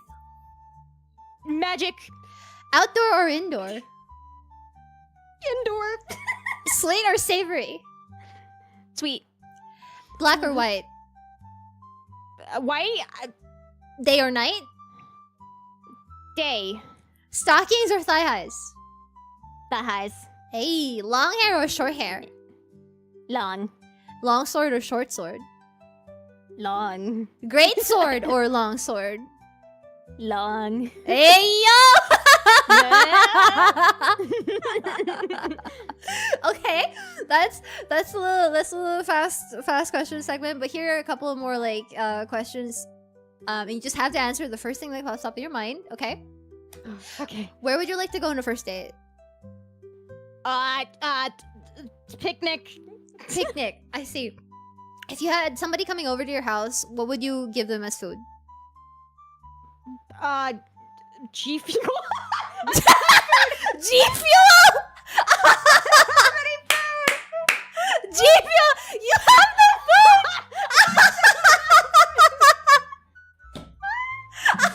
Leftover pasta salad. I G Fuel sponsor this one right now.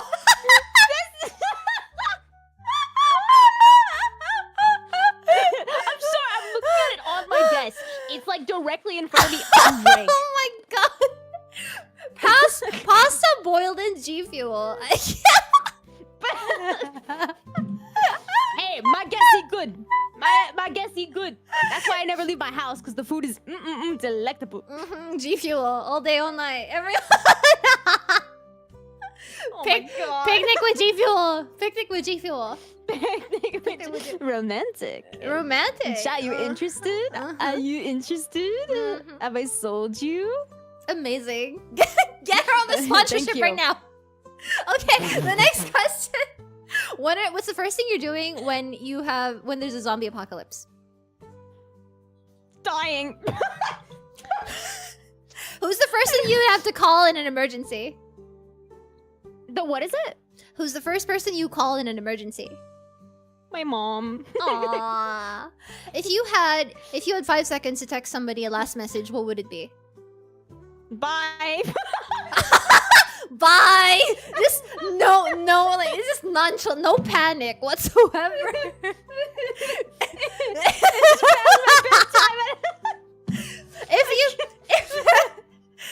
If there was an earthquake and you were in the bathroom with your pants down, what would you do? Pull them up. Pull them up. If there was an earthquake and you were in the bathroom with your pants down in the middle doing your business, what would you do? I would pull up my pants. I'd stop mid shit and I'd pull up my pants. Oh my god. Genius. Thanks, Kat. If you were without internet for a week, what would you end up doing inside your house? You can't leave the house. You have to stay inside. Crocheting. Crocheting. Oh my god. She'd completely forget. She completely forget about chat for the sake of crocheting.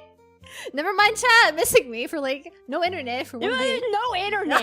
No internet, no option. I'm just saying. Look, really quick tangent, I swear, but I feel like I could stay off my phone for like a month and not have any issues. But that's it. Yeah, amazing. I think I'd be fine. Can you live without your phone? I think I could. Maybe not like my PC because content creation pilled, but like my phone, I feel like I don't need it. I see. I feel peace. Because I feel like I don't need social media when my job, in quotations, is social media. So like I'm content, you know? That makes sense. Okay. What's the video that you play when you're watching and you need something to watch while you're eating food or doing something else? Video essays. Or stuff about crime. Crime video essays. Oh my god, same, true. Yeah. Amazing. Okay. Hell yeah. How do you introduce yourself for the first time to somebody who has never met you before? In chat. Hi. Hi. And then just silence. Hi. That's it. Hi. And then I just hope that they carry the conversation because I'm shy. It like real life sense? Like out in the wild? Yeah, sure. Okay, first, out in the wild. Literally just like, hi, nice to meet you. Nice to meet you. And what about in chat? New viewer comes in. Sup? Frick you, idiot. I'm kidding. JK, ha ha ha. Drop your primes in chat right now. That's it. Subscribe. Make sure to add G-Fuel. subscription. Very different. Type in Tori Oriane for 5% off on G-Fuel. Oh my god. Code Tori. 5%. Oh good god. That was pretty funny. Oh my god. Oh my god. Oh man. Oh my god. Amazing. I hope you like my answers. that Very good. these are not what I expected at all. Especially not the I don't know what I was cooking there when I thought to ask you full plate armor or naked. But God forbid she answered naked, guys. Maybe I think guys, do we think I have a chance? Do we think I have a chance? No, here's the thing. I was from the perspective of like, would I rather wear full armor or would I rather be naked? You I would rather be naked. I don't know how I feel about that. Because I feel like the full, but it correlates with me preferring cold because I don't like being hot and sweaty. Like I feel like the full armor would be super heavy and sweaty. You're perfect the way you are, baby girl. I'll take full armor. Maybe my full, immune to my Riz. My full plate armor comes with all the hot and none of the sweat. You're hot just the way you are. All the hot so and none of the sweaty. Would you like to combine my cold, your hot, and make a new temperature? Make a lukewarm. Lukewarm. I don't. We could be lukewarm together, baby girl. Is this just the unit name? Lukewarm.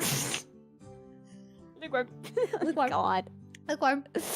I'm an intellect. What can I say? Unbelievable. I can't believe it though. Like magic. No. Okay. So in video games, magic is cheating. However, I like the idea of magic IRL. Finally, can somebody I will go back to this the next time anyone hates on me because magic and magic users need to be put in like. You're cheating. Like I need to put handcuffs on you. Like put that away. Put your stick away. Like come face me. Mano a mano. Like, literally. Come closer. Like where you play the running? game how you want. Foul but sorceries. If you're a magic user and you come into my chat and you're like, just be better. Okay. Put away the stick. Put away the magic stick. Bring out a sword. Yeah. 1v1 me.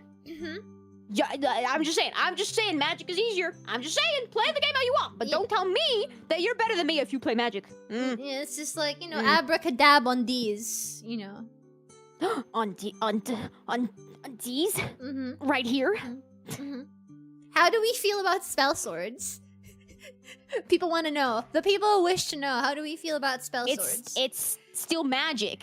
They're still magic. And I can say this as a Rivers of Blood user. There's still like an element of magic. I mean, I would say Rivers of Blood you're still like melee, right? You still have to hit the enemy.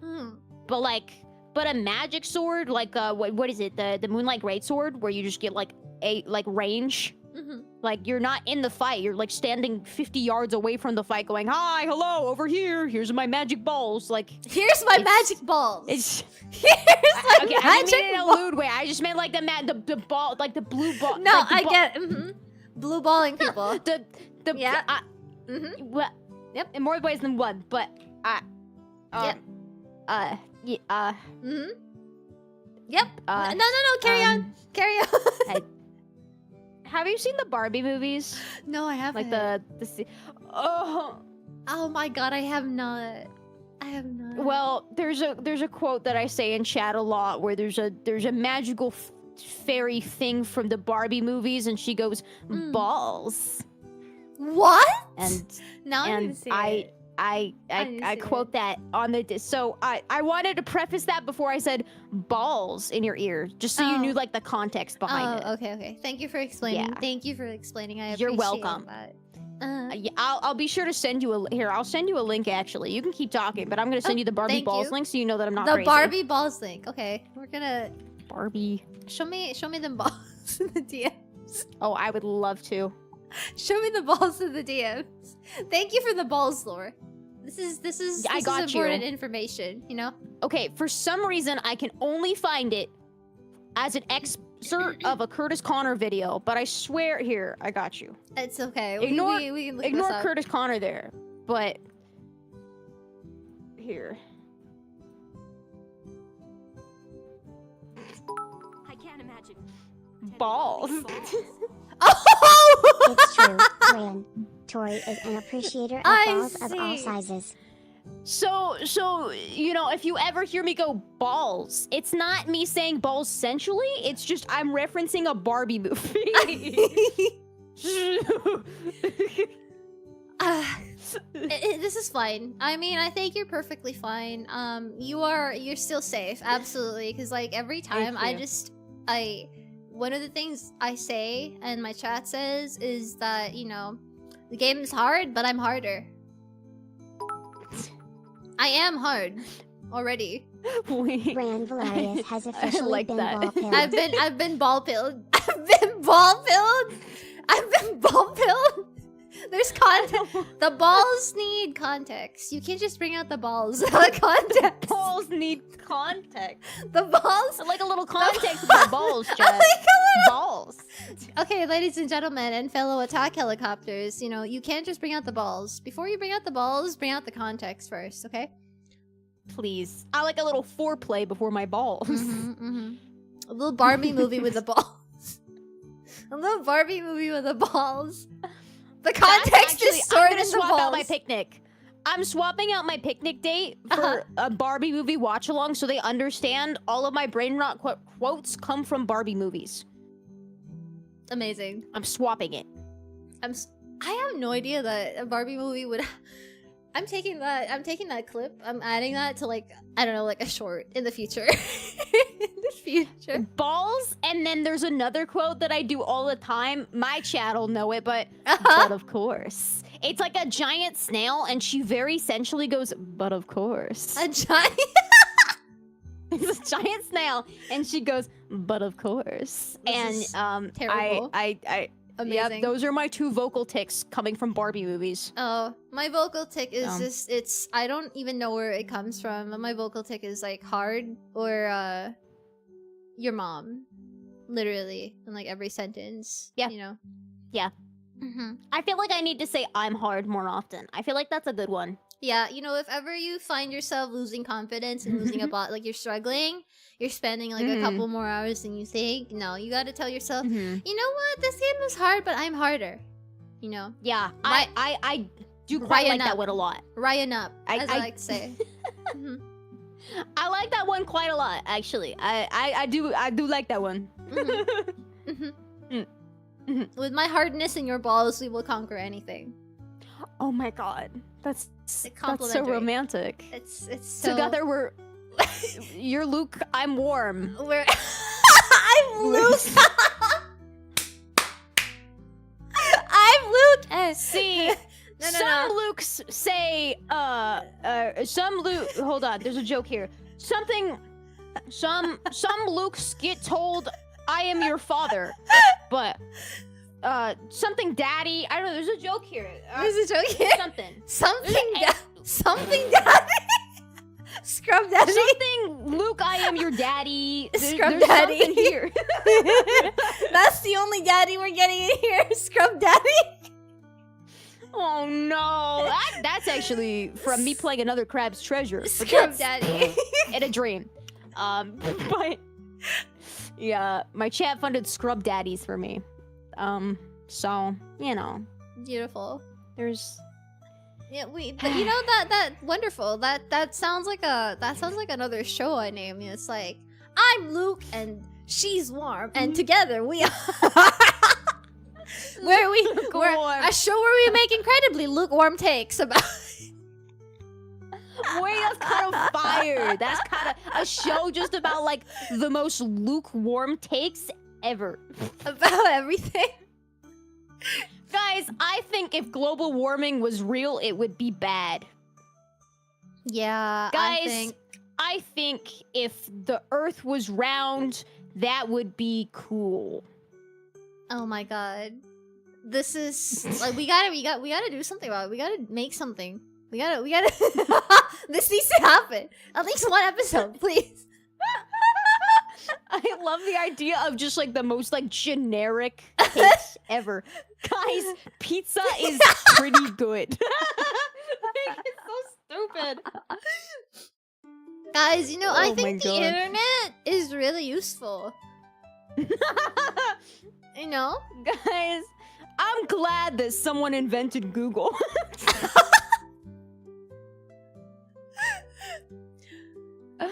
Oh, brother. That is beautiful. Oh my god. Thank you so much for that. I have Of not course, I have dude, not anytime. laughed. I have not laughed my ass off. I'm still gonna think about the G Fuel moment for like a while. I'm just gonna think about the G Fuel. Wait, can I ask a question? Like one last question from me. One last curiosity. How would you rate your cooking skills from 1 to 10? Oh, okay. I don't have like a glossary of recipes in my head, Mm-hmm.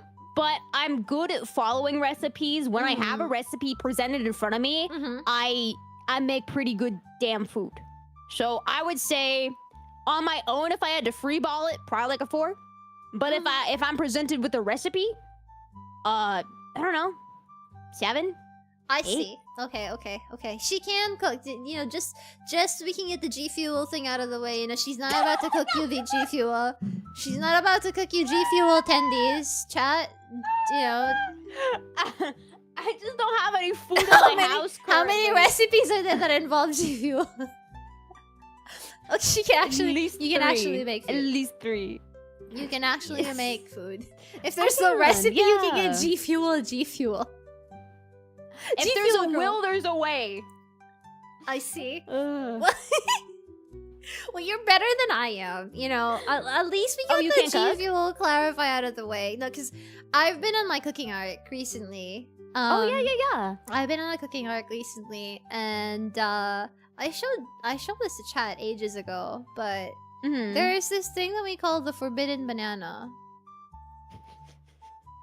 And it's not your 3D model, I reckon. No, it's not my 3D model. It's supposed to be.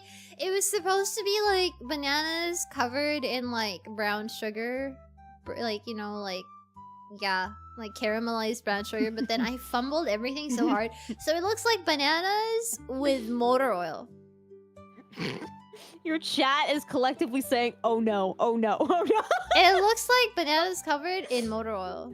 Can I see it? Do you It's- have? I you have a. I have the image. Oh, I see. Oh my god. look- oh my god. It looks like it's venom bananas.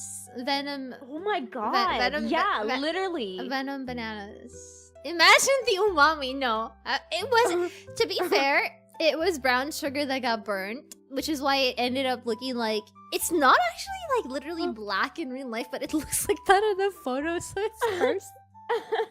What color is it in real life if it's not black? Really dark brown. Really dark Oh brown.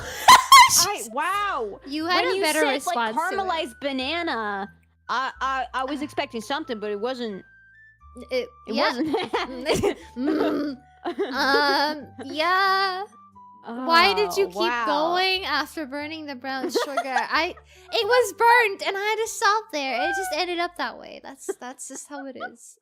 Wow. that Caramelized is in motor oil. Caramelized in motor oil. Yummy. Delectable. And delicious. I'd like a side of motor oil with my banana, please. Oh my god. Amazing. Oh my god. Hmm.